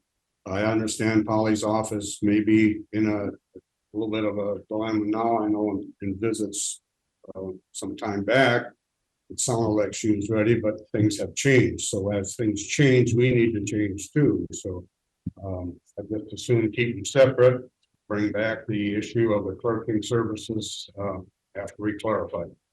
Motion's on the floor. All for a second. I'll second. Because You asked for a second? Okay. Yes, sir. Then a second is there. Test. just for my reasons for seconding it is, we're shorthanded already. Polly's brand new at doing this new auditor stuff. I don't think we need to do a lot of changing right now. I mean, I feel more comfortable with 2 people doing ours than 1. And if Polly's busy and there's no to get people down there, then we're gonna be shorthanded all the time. Go ahead, Tess. yes, I am, Well, this is a discussion for the board too. So Well, let's just add into it. can I make one clarification? I am not arguing against anything that you folks are saying. I would just point out that number 4 in the agreement prior to, also, there's a conflict in terms where it has the addendum superseding the master agreement. That has to be, should be corrected and reviewed by the county attorney. I think this can. why has that come up now? Well, we review all of our contracts as they come forward, and make improvements to language as we find out that there is, that maybe there's misstatements or not the same understanding. What the proposed agreement that should be reviewed by the county attorney. And again, I think this can all come to vote next week with a January 1 effective date. Except as those terms 1, 2, and 3 dealing with the terms and conditions of the agreement.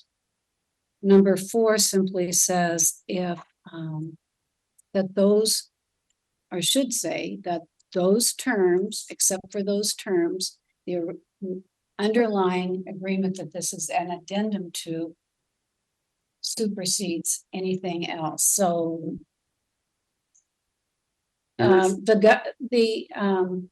all of those boilerplate statements that are made in the master agreement, the underlying agreement, it ties it back to that again. That should be clarified. Was this flagged by the county attorney? No, it was flagged by me in a reading of the contract that comes out of my office, so. So this has been approved how many times? And then all of a sudden now it's an issue? It's not an issue. We have continuous improvement of our work on a regular basis. When we see something that normally we recommend those changes. I just am bringing that recommendation forward that we follow our normal processes. That we always do. Contract be modified at any time? Pardon me? Can the contract be modified at any time? Well, by mutual consent, those modifications may not be made possibly if we didn't incorporate all of those other provisions into the addendum. There lies one conflict potential. So we could continue as we are and have the county attorney review it when he's caught up, because he sent out an email We have, stating that he was overwhelmed and had worked on other. Correct.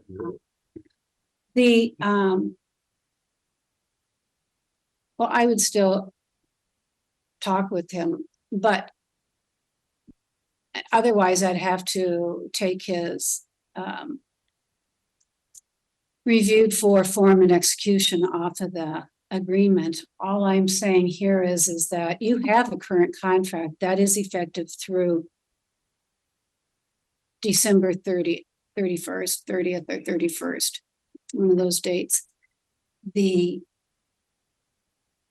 This agreement that would come forth with the clarifications and corrections in it, language clarifications and as to which contract controls would be effective for January 1.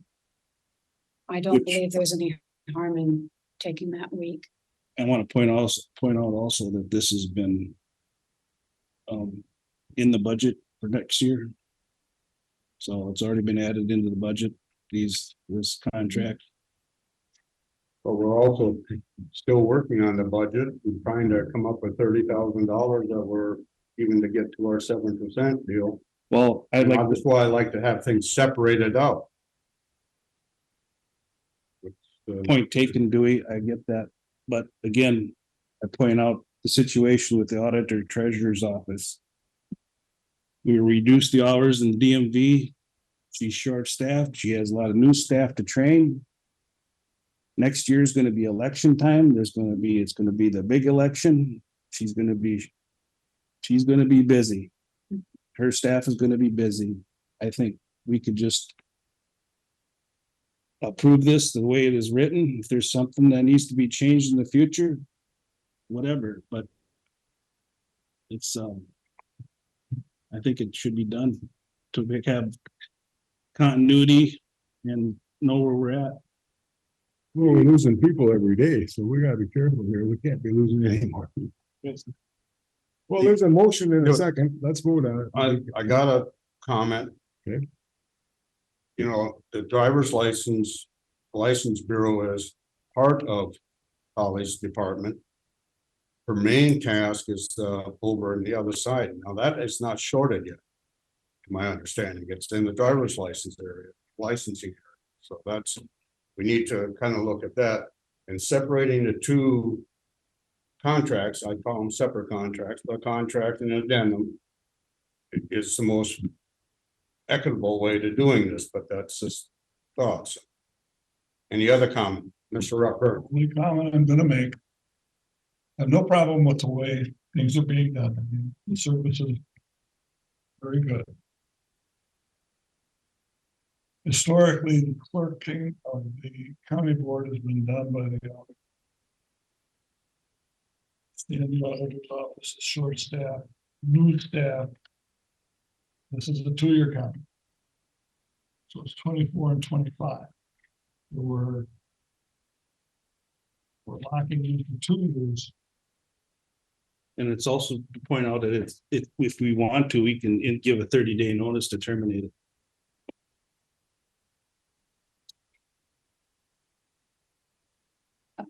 it. Any other discussion?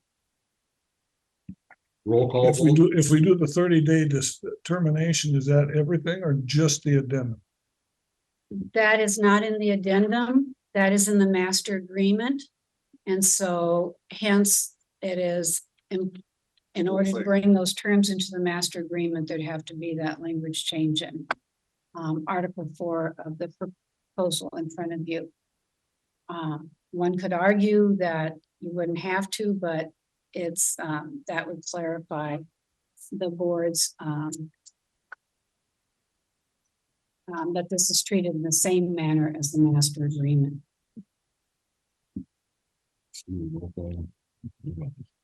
I call for a roll call. I did. Oh, He was. I just wanted to. Yeah. that's right. Further questions, comments before we, okay, roll call? Oh, Yes. oh. Not at this time, District 1, no. District 2, Yes. District 3, Yes, District 4, Yes. District 5. Yes. Thank you, Commissioner. Moving on to number 13, consider approval of snow removal for 20, back with another 2-year deal. 20, whoops. What's that, 2023 to 2025, be this season. Removal agreement with WS Trucking and Construction LLC. Oops. Up here. Okay, he has given us a price. Tess. Yes, this commissioners, this agreement is for the same rates as his previous agreement. We did see other quotes. They were not forthcoming. This firm has done a good job for us. They've been timely. They've put our lots and our work at as a priority, and they are cleared early in the morning. They do come back when they can, as we call them, for other, in case we need them at other times during the day. So they've been very easy to work with. I should say he and his staff have been very easy to work with. He was the only one that submitted. Says from. We had 2 submissions 2 years ago, and we're down to one. So this contract's for 23 till 25, in the 25 or in the 24? I think there's snow seasons is what, so it goes from here to 24 and then from next 24 to 5. fall to. It covers 2 snow seasons, 2 snow seasons, that's what I read. or that was the intention, was for it to 2 cover 2 snow seasons. That takes us into 25 or May of 25. We'll be left hanging in summer. Well, So, that there's hourly rates. made a couple of years ago that it wouldn't be a calendar year. It's got hourly rates and they're reasonable rates. As dump truck rates are actually pretty low compared to what you would get from some other sources. So all that said, and not to get shorthanded or anything, I'll make a motion to approve the contract under 2023-20, or 2023 through 2025 snow removal season. there's a second, Second. further discussion. So did you make any changes to this or Dates? that's it? No, nothing came up that you thought Oh, needed to be there was changed? there was a language clarification that was not caught in the previous contract that Mr. Steele brought to my attention, and that the word numerals 50 did not match the word that was written before it. It was 40 because that was so we cleaned up that clerical error in that previous one. Didn't change the terms, but it clarified the intention. All in favor, say aye. Aye. Opposed, say nay. Carry. Okay, Okay, thank you, Commissioner. completes the action items. Moving on to board updates. Guess we'll start with Greg. Planning commission meeting on Thursday night. Quite a few of them on there, a lot of the Crescent people. And let's see, the airport's coming along out there. We have a meeting on next Wednesday at 10 o'clock. And one other thing I would like you guys to think about is, do we want to stay in the campground business? I mean, Wildcat, we gotta make a decision here. They want to spend a lot of money down there doing stuff, and I don't blame them. It's, you know, it's progress, but the DNR will not let us do anything down there. We can't haul the sand in, we can't do nothing. So I think we should just send a letter to the Corps and say we'd like to get out of our lease. Due to the fact that the DNR will not let us do anything. Because in 2 years, our shelters are gonna be down in the river. It's a dirty shame. Well, I think the Parks Committee should have a little bit more discussion on, see where we ended up for this year. We had a meeting here last month, or earlier this month, actually. And we didn't have the final numbers yet, so we're waiting on that. We're gonna meet next, Monday morning. So, I think we should have, Parks groups make some more recommendation one way or the other. And then, bring it back probably at the November meeting, but I think it should be discussed more with the group that's closely involved. I agree, I mean, but do we wanna plop $100,000 down there? That's taxpayers' money. Well, I guess I need to know what we're talking about. Well, they wanna seal coat the road coming in, and then they wanna put bathrooms in. And then some other stuff Carol may have. Yeah, I guess, you know, it's always been that it's the board's intention that we would not be in the parks business. So the Wildcat Committee can look at all of these different options and, you know, we can talk all we want, we can spend a lot of time doing it, but if the board does not, because many of the options that are being discussed involve the county being more the manager. Well, you know, like I said, it's never been the county's intention to be in the park business. We have that. You know, we do provide some services to it, but we don't manage it. That's why we've had the contract. That's why we have, you know, we advertise for the contract, and I just think it has to come from the board that, well, yeah, maybe we'd consider adding staff so that we could manage Wildcat Park, because, you know, that's what's probably going to happen, because no one here has extra time to take care of the park. So, I said, before the Wildcat Committee decides, well, yeah, we're gonna go look at Goose Island because La Crosse County does that, and, you know, they do it like this and they do it like that. La Crosse County is no comparison to what we have for staff to be able to do that. So, yeah, like I said, before we spend a lot of time looking at the county sponsoring the reservation site and the credit cards, you all know where Andy is at. How is he going to be able to set this up for us? How's he going to be able to have time to manage it? They're up to their eyeballs. And I don't think it's something impossible that a person couldn't do that. And if we had a longer term contract than 1 year. I was just gonna say, if we had a longer term contract for a contract vendor to manage the campground, that's what we want. That's what we want to do, is to have them manage the campground.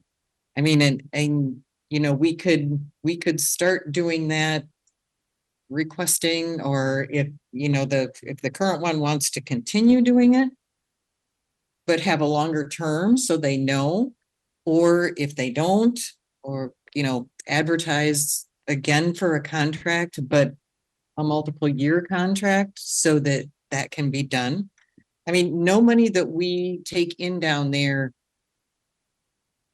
can be used for the county. It all has to be put back into the park. That is a part of our agreement. And we don't make that much or, there's not, from the split of the contract to what we have, we barely cover what the highway department does there in the year. So like I said, before we start looking at different options and things that were presented, the board has to say what they want to do. When is the next Parks Committee meeting? Well, there's one Monday? scheduled for Monday. So they could discuss some of the stuff and actually put it on the agenda as an agenda? Good. Decision of the group, I feel. I mean, That would, you know, to get into the contract stuff, I mean, have representation from that. are we just supposed? It's like, we can discuss all we want, but if you don't want the county managing the park, it's for naught. Well, I'm not there yet. I mean, we want somebody to manage the park. And we have a lease, right, with the. We have the lease with the Corps for another 24 years. Right. I think the issue that Greg's bringing up is the fact that the maintenance of it, the sand, the beach area, Mhm. and they can't get, from what I'm hearing here, is that they can't get the DNR to agree to do anything. Right. And so I think those are the issues that need to be resolved. I, for one, don't want to see us say, oh, we're out of that. We're gonna get people calling us. Oh, we that wanna we camp had that there. Yeah. where it, I don't know, was on Facebook that we were going to close it, and there was a full Oh, yeah. Well, Oh, the commissioners room rate. would be full if that. because of it. Where's that coming? Who's? Well, that was a That was few years years ago. ago. Oh, okay. That was a few years ago. Yeah, that was a few years ago. Mhm. Robert, So when the park board meets next Monday, is the current managers of the park gonna be participating No, Yes. in that meeting? No. Oh, she's not coming to this one? no, she was at the last one. She gave her review of how how the season went. this should be for the final. But when she gave a review, is she also give? I mean, you're talking $100,000. She had a list of all the things that she wanted. Or would like to see. This is what Brian proposed. Yeah, This is proposals from Brian. So Brian is proposing seal coating, which we do, didn't we just do that? Ain't been that long. And then Brownsville Township, they called the other night, they wanna eliminate the road. They own the road going to Wildcat. And they wanna get rid of it. Well, they say they own it. Yeah, they say they, I The don't. Corps doesn't say they own it, I mean, just because they say they own it, don't mean they own it. I won't say they mean, you know. you know how that is. But in order to, the whole beach area, they won't allow sand to be dredged onto the beach area. They said you can do riprap and, just a small section would cost $200,000 to keep that from going away. Amber did say that, the beach, if it wasn't there, people would still want to camp there. So that's not that's probably not a It's thing, not a but swimming. We don't have a designated swimming area, so Nope. beach is No. not mandatory, I don't, Right. you can't bring in sand, it's not an earth shaking event, in my opinion. until we don't, till it's all the way up Well, to the road. If our shoulders end up in the river, we've got to clean them off. well, take them down, Mhm. but But we don't have time. other different things here. One thing that you mentioned is the fact that any revenue that we get from the park can't go into the general fund. But the general fund has expended money for the showers and the bathrooms Mhm. that are there now. And what is it, what does the park owe us right now, 120?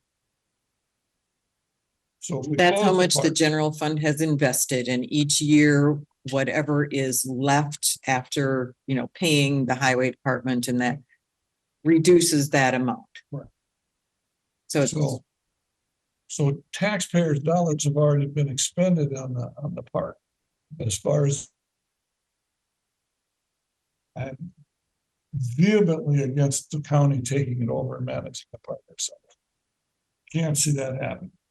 But if the park stays open, and we can't do the beach, well, we can't do the beach. That's Mhm. just the way of things.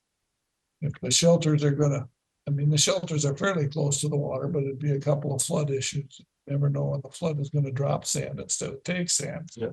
That'd be nice if it drops some. From that perspective. And maybe when the Corps is doing their dredging, we can have them dredge slower. There you go. we already keep them. Well, I think we should. And they put a won't. letter asking them to them, because we, I think you're right, Greg. I think we should request that. I think if they got they got input from us saying that we would like to see that happen, it would only make sense. It'd be a place for them to put sand. We're not talking a lot of sand.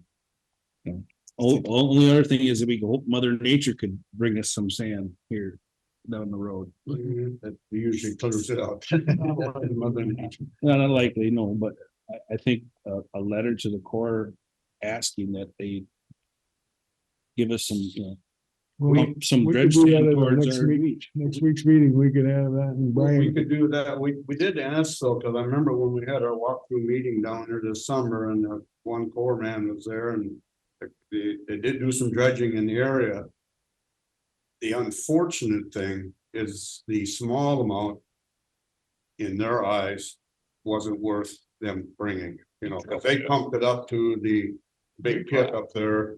And for them to put the hose there for 15 minutes to give us all the sand we need, I don't think, see, the one guy was representing the local office, but the contractor, which is from who knows where, I'm not gonna do that, type of thing. So, well, we could bring that up again and say, hey, whatever.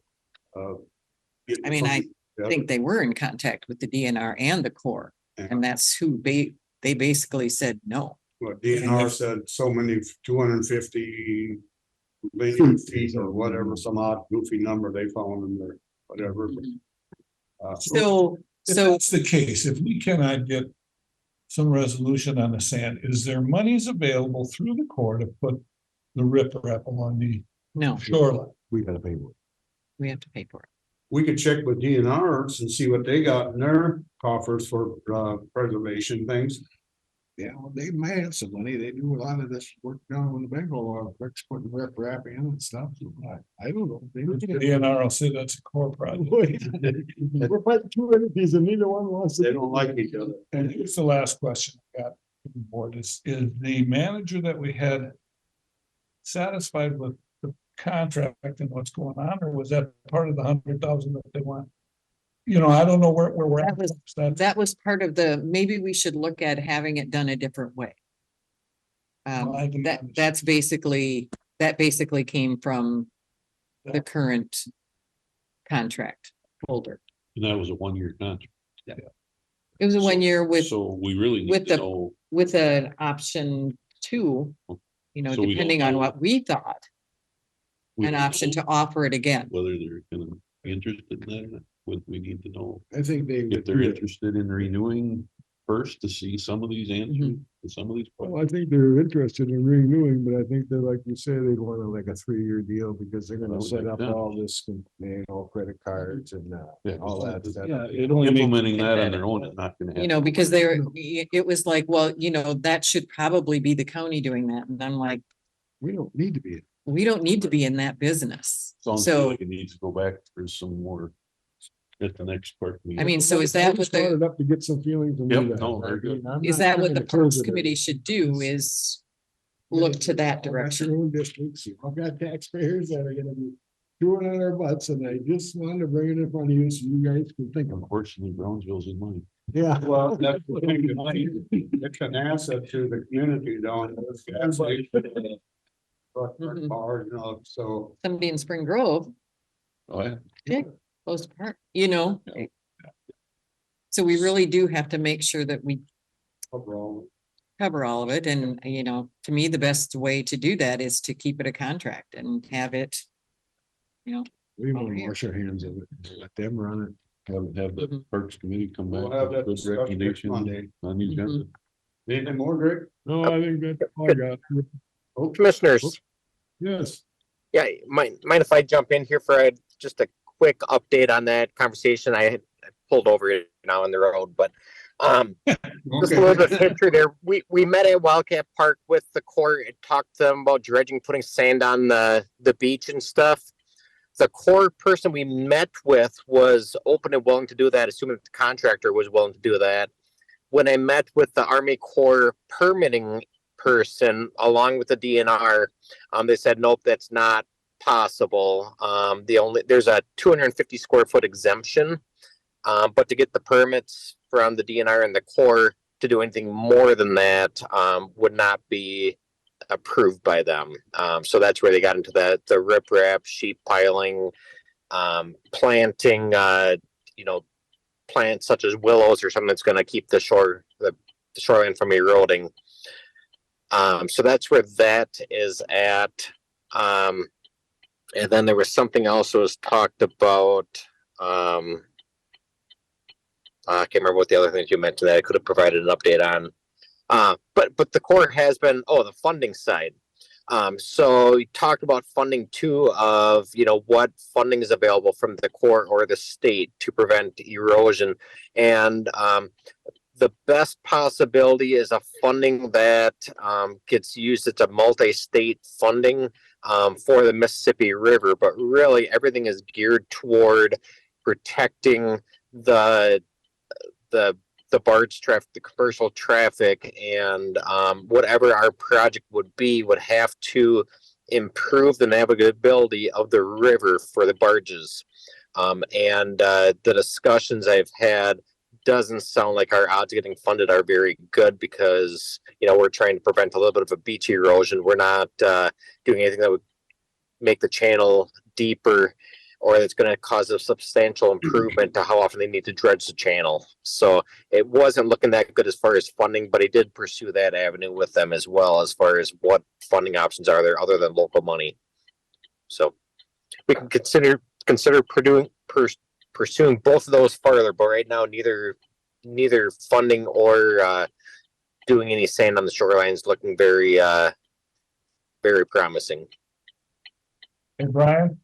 Yep. The 250 foot exemption, what does that mean? We can do 250 feet without a permit? It is 250 square foot exception without a permit. Yeah. So, I mean, you're talking, 1 foot wide by 250 feet long. I mean, it's not gonna, it's nothing that's really a benefit there to us. I didn't catch on the square foot part. I thought it was Yeah. linear. Yep. No, it's a square foot. So Brian, if they dredge sand out of that channel and put it over on the beach area, why wouldn't that be considered improving the channel for navigation? It's not one of their pre-approved dredge disposal sites. And, so, and it sounds like they're not going to be able to get it approved as a spoil site because they already have, the spoil sites, like Crater Island and just to the north of the park, that big sand area south of Brownsville and stuff. So they already have other approved sites in the area. So the Corps is looking at it as, they're not going to be able to approve another site there for a one-time spoil site usage at the park shoreline. Because we talked about, whether they spread it on the shore or just put it in a pile and let the county spread it, what can we do? Or can we even just, grab the sand from the spoil pile just to the north of the park and spread it ourselves? It's a short trucking distance and stuff. But it comes down to the permitting side, and the permitting is just can't get through the hoops that are needed there for either the Army Corps or the DNR. You'd think the DNR being in recreation, or, natural resources, that they help other parks. Can't we use some exemption there helping out our park. Yep, and their response is that if you do anything that doesn't stop the erosion, you're putting the sand back, there's gonna erode back away, you're not actually stopping the problem still exists, it's just pushing it back out again. Whereas if you put riprap, if you did sheep pine, if you did something more permanent that's gonna stop the erosion from happening, the permitting side on that would be feasible. But we still can't even go and push the stuff back out to where it was and then permanently stabilized. You need to do it right where it's currently, right where the shoreline is currently at. You can't build it back out. So it's an incentive to do something sooner than later so it doesn't get worse, but we can't go and build it back out how it was 5, 10, 20 years ago. So They were with it. They're just. Okay, any other question for Brian, so we can get rolling again? Thank you, Thanks Brian. for pulling over. Yeah, you're So- welcome. just for clarifying, the Wildcat Committee should then focus on keeping it the way it is and, with the contract as opposed to there, and look at whether the current manager or contract would be looking at a longer deal, or we would re-advertise. Yeah, I think they should be given. ample Yeah, I opportunity. mean, that should be our focus, not saying, well, let's look at Lacrosse County, let's look at this park, Right, let's look no, at that park. I agree. I don't think that we have the staffing or. Where's that anything to coming do from? that. Looking across county. or- Well, they were doing a bunch of checking and stuff.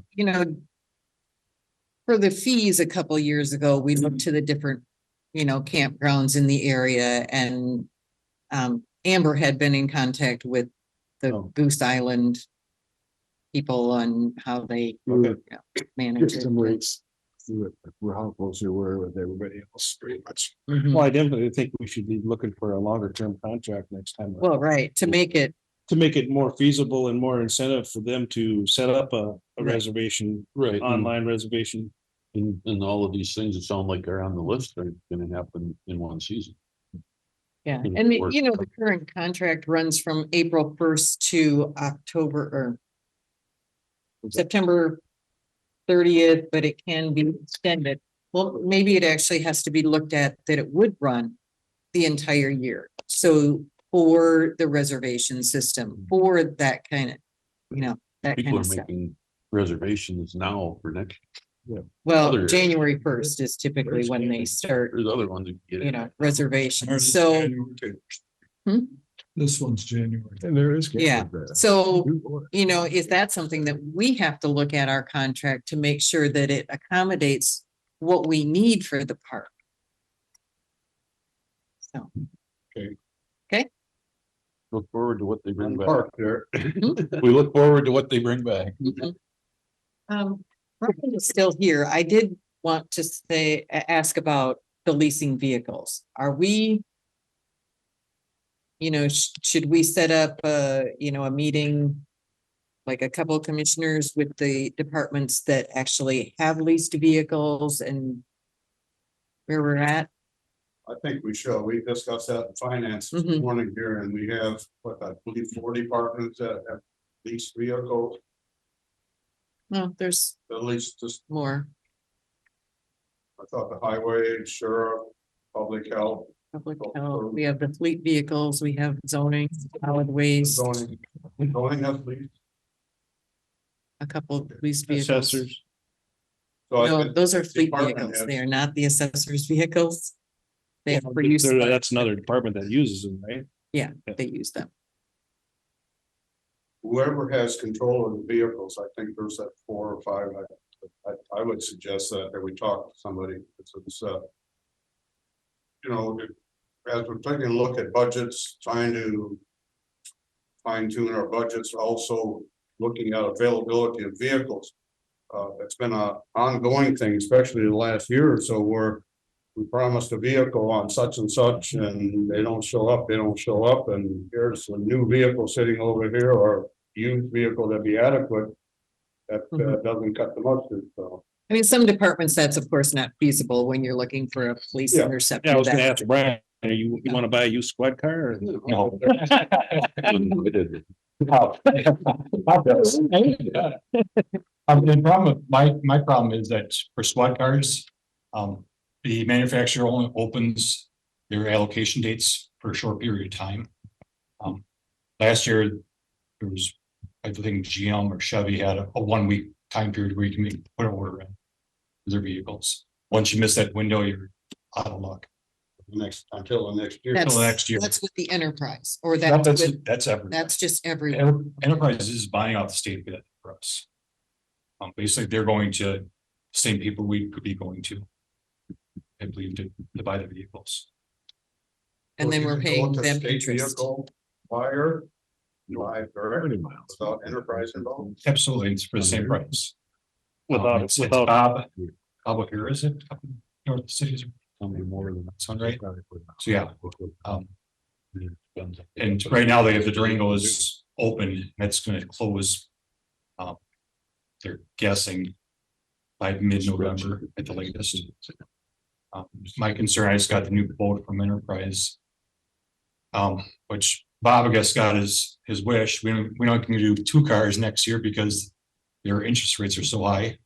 They're charging us, where the Durango's, the monthly fee is $242 a month per vehicle they're charging us. But Just we an- haven't signed anything. No, we haven't so signed you anything. Could actually We can actually, order them your Ourselves. yourself. correct. Enterprise is charging us $242. They charge the interest rate. Right. On their quotes and it breaks it down what the principal is and what the interest is. So we're paying $500 and some principal and $242 interest, which is $800 and some monthly. Finance charge. Yeah. Don't say interest. That's what. Well, it says under, why it says on the ABR Mhm. So if we're paying 800 and some odd dollars a month per vehicle. per vehicle. Was that always in the contract? Yeah, we've always been paying it, but It's went up. the interest rate, of course, Has is gone going up, so. You know, the interest that we probably have our money invested in is. At points lower than what we're going to be paying. So, This is why we need to have a meeting. We want to talk to you. How many lease cars do you have? If we're gonna buy 2 instead of lease 2. How long do the other ones have before their lease is up? That we can turn them back in and turn around and buy. Replacement vehicle. And the contract. They might not be able to provide them either. I mean, there's strikes going on, 40,000 UAW. Maybe there won't be any vehicles available for a couple of years, you know, but. That's why I want to have a meeting with the department heads and see what does it mean? What can we do? Like the car you So who take wants around, to- How many miles are on that car? I'll work with that. Who else So- wants to work with that? Well, finance committee, I would say it'd be the, Yeah. Okay. all right. Is that, when's the next meeting for the finance? 'Cause like, Well, that- let's- We just. Go did it this schedule one. morning, so We'll have. I just have a timeline, I get this. you could have another one. Special meeting. yeah. I we'll think have it's a- important enough to have a Okay. special. one. Yep. Yep. So find it, Bob and I'll find some date and.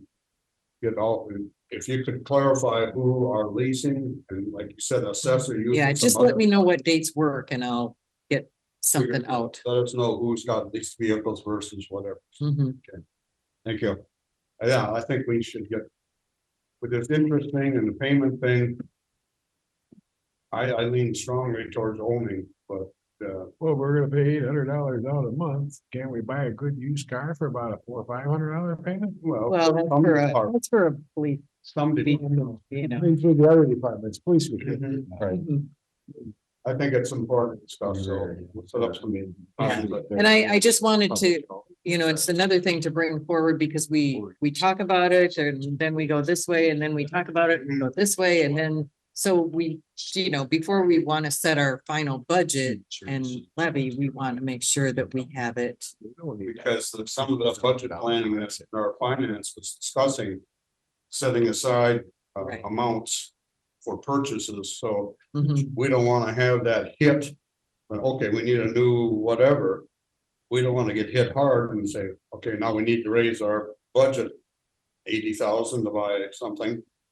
If we plan ahead and have some funds set aside for purchases, it's easier on the pocketbook. Oh, do we have any ARPA money left? We do. And that could be the startup fund. I mean, that could get us started in a rotation. But I mean, I would just bought a car and her payment's $600 a month. It's got 20,000 miles on it and it's a 21. So I think we can buy some cheaper vehicles out there. Okay. You gotta decide how we're gonna do the payment part of it. Right. We don't borrow money or stay like Well- car mode. Looking at our fund balances and our capital money that we have, and I think it would definitely be setting or using, like where we had the expenditures for the highway building, we would definitely move it to that fund so that we can make sure that we keep it, because it's easy to say, we're gonna budget for this, but it got spent on this, so now we don't have it. So it's better if it's actually segregated. Okay. We'll get together and get that discussion going. Thank you. Thank you. Thank you. Let's see. Mr. Schultz. We had the department head meeting yesterday and I think just about everything on my list got covered in some areas here today. I'm kind of scanning over it here. The Yeah. dental clinic that John Yep. touched on yesterday. Sounds like he's got really good turnout for that and it's turning out to be a really good program. Andy talked real high-end cybersecurity stuff and some plans that he's gonna implement for some review and training for all county and he wants to see it be mandatory, more to come on that. Covered some of the Wildcat stuff that came up, lease vehicles. Brian touched on some of the airport stuff, so yeah, I think we kind of I think before all Heard what covered, I was was just there. going through my notes. That Andy's presentation was wow. yeah, With all the things going on, very suggesting careful. changing passwords on a regular basis. So, but I think that's the same notes I have. Other than that, I'm good for this week. Okay. Burns, you were in District 9 yesterday. Went to the District 9 meeting. And it was an interesting meeting and a lot of things covered. MCIT was there and one of their big aspects was like, we're talking about the cybersecurity and staff training. It's coming. Andy was talking about that, and I said, that's important to have staff training. The incident response plan, so we have a plan, so if there is an incident, we have a response package that, we know what to do next and how to resolve the issues was one of their things. AMC talked a lot about cannabis and those things. And they have, if you go to the AMC site and do the research called CLIC, C-L-I-C, and they've got numerous pieces of information as far as there's a cannabis handbook, there's a personal, with regards to personal cultivation, public use, residential solid waste of cannabis materials, the Odor and Clean Air Indoor Outdoor Act. So that you can go to AMC and get to this click and it'll give you a lot of information. But it's like they said, everything is on the limit because the state is working to put it together and they don't have it. So whatever you read might not stay the same. They also talked about DDA. Houston County is not a member. Everybody else in Southeast Minnesota is, but the Human Resources and Technical Assistance Program, it's a $4,900 a year membership, but a path for county manager and shows how Houston County is not being a member, but I don't know why we're not a member of that particular one, but that was something they talked about. They have, lots of different things. Drainage was the big thing. Drainage ditches, Mhm. but we don't have a whole lot of drainage ditches like out west. No, that's more of a western, That's a central western- Minnesota deal, but that comes up in environmental policy committee meetings a lot. Yeah. They're fighting with environmental. And part of it lawsuits. was drainage and karst. All the karst factors that we've got around here. And needing to keep the water away from that. And the different meetings and whatnot, but we all get that on. I gave the report on the county, just told them about the 7% that we're budgeting right now. How much that means. The rest of the counties in southeast Minnesota, there was one that was at 3%, otherwise it's 6 to 9. So we're kind of in that ballpark as far as what everybody else is looking at. And Who was three? I don't even remember, it was one of the western, just what I used. But, Rochester has got a, or not Rochester, Olmsted's got a big increase. But it's interesting, our 1% is $142,000 or $145,000 per percent. Then you go to Rochester when they give their 5%, and it's $8 million. Percentages are different when you go to the different tax base. different days, different, oh my God. So, talked about that. Something that everybody is doing, all the other counties we're talking about was the affordable housing and homelessness. We in Houston County don't do a whole lot as far as that's concerned.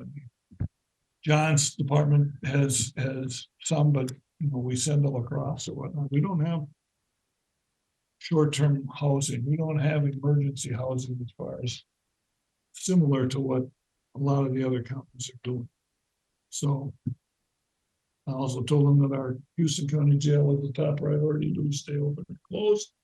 He says, well, close it and make it into a juvenile facility and everybody will be coming here.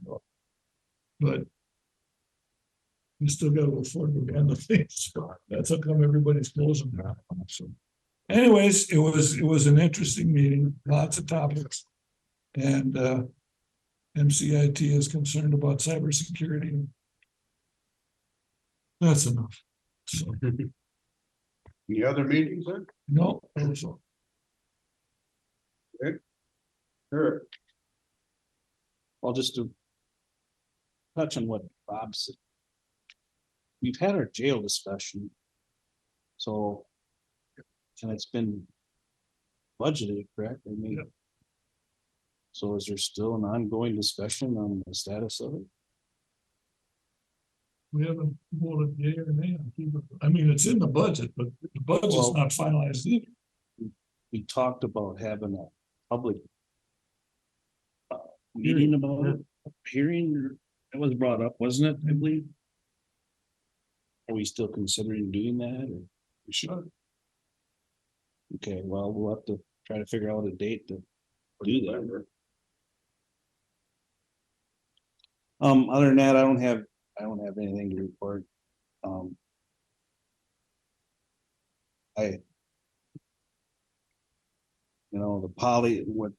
The position Polly is in with her staffing now, I feel kind of bad about that. We're trying to help her do with the hour change and get everybody on the same page and be a team effort, and I hope that continues. I personally want to thank Allison for being the clerk of the board to help with that situation. So I think she's done a good job. Good job. No doubt. No doubt. Moving on. Yep. Okay, all I basically, Mr. Schultz had the management or department head yesterday. I had the opportunity to go to part of the city of La Crescent last night. It's kind of, you know, and I asked Carol this morning at finance, are there any other funds coming down the road? Because just yesterday or Friday, and they put it into the new budget. They reviewed their budget for City of La Crescent. They got an extra bunch of money. So they were able to improve on their budget already. They got it from the federal government for the transit fund. Because they run the bus company and all that stuff. So that was interesting. And they also got a $12,000 grant this year, next year, and then for the next 3 years for carbon reduction grant. It sounds like they're gonna look to get an electric squad car, I think is what. I don't know. People left before I could get done talking to other folks, but that was interesting that there is funds out there, so where's it gonna be? Where are we gonna be in the future? Right.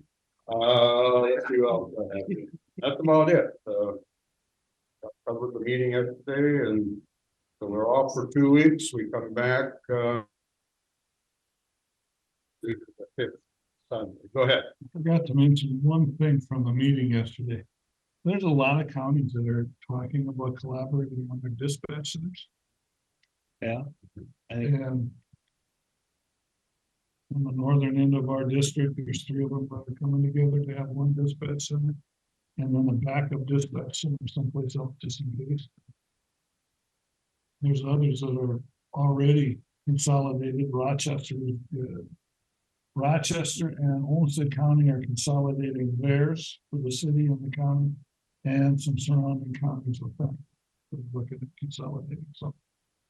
If we want to talk to Fillmore or something and see, Fillmore, Winona, whatever. A lot of consolidation that way. it'd be something to look at. Sure. I mean, Patrol did that. yeah, state patrol only has one dispatch for the two for the whole state. Roseville on just off Highway 36 in Rochester takes care of anything south of St. Cloud Okay, for 911. Yep.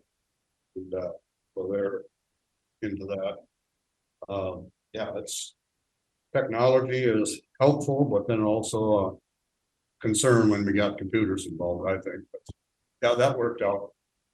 Anything else? Any other public comment? That's the last thing here. Any other public had a question or concern? Well, I just wondered how many, the first 3 she's was saying were covered under the agreement, but how many other things that you voted through? It's covered. okay. No, it's the CETA contract. See, and then the separate addendum. What was the difference? Anything else for the good of the cause? Is anybody up on the screen for public? There being none, entertain a motion to adjourn. Second. Second, no discussion, all in favor, say aye. Aye.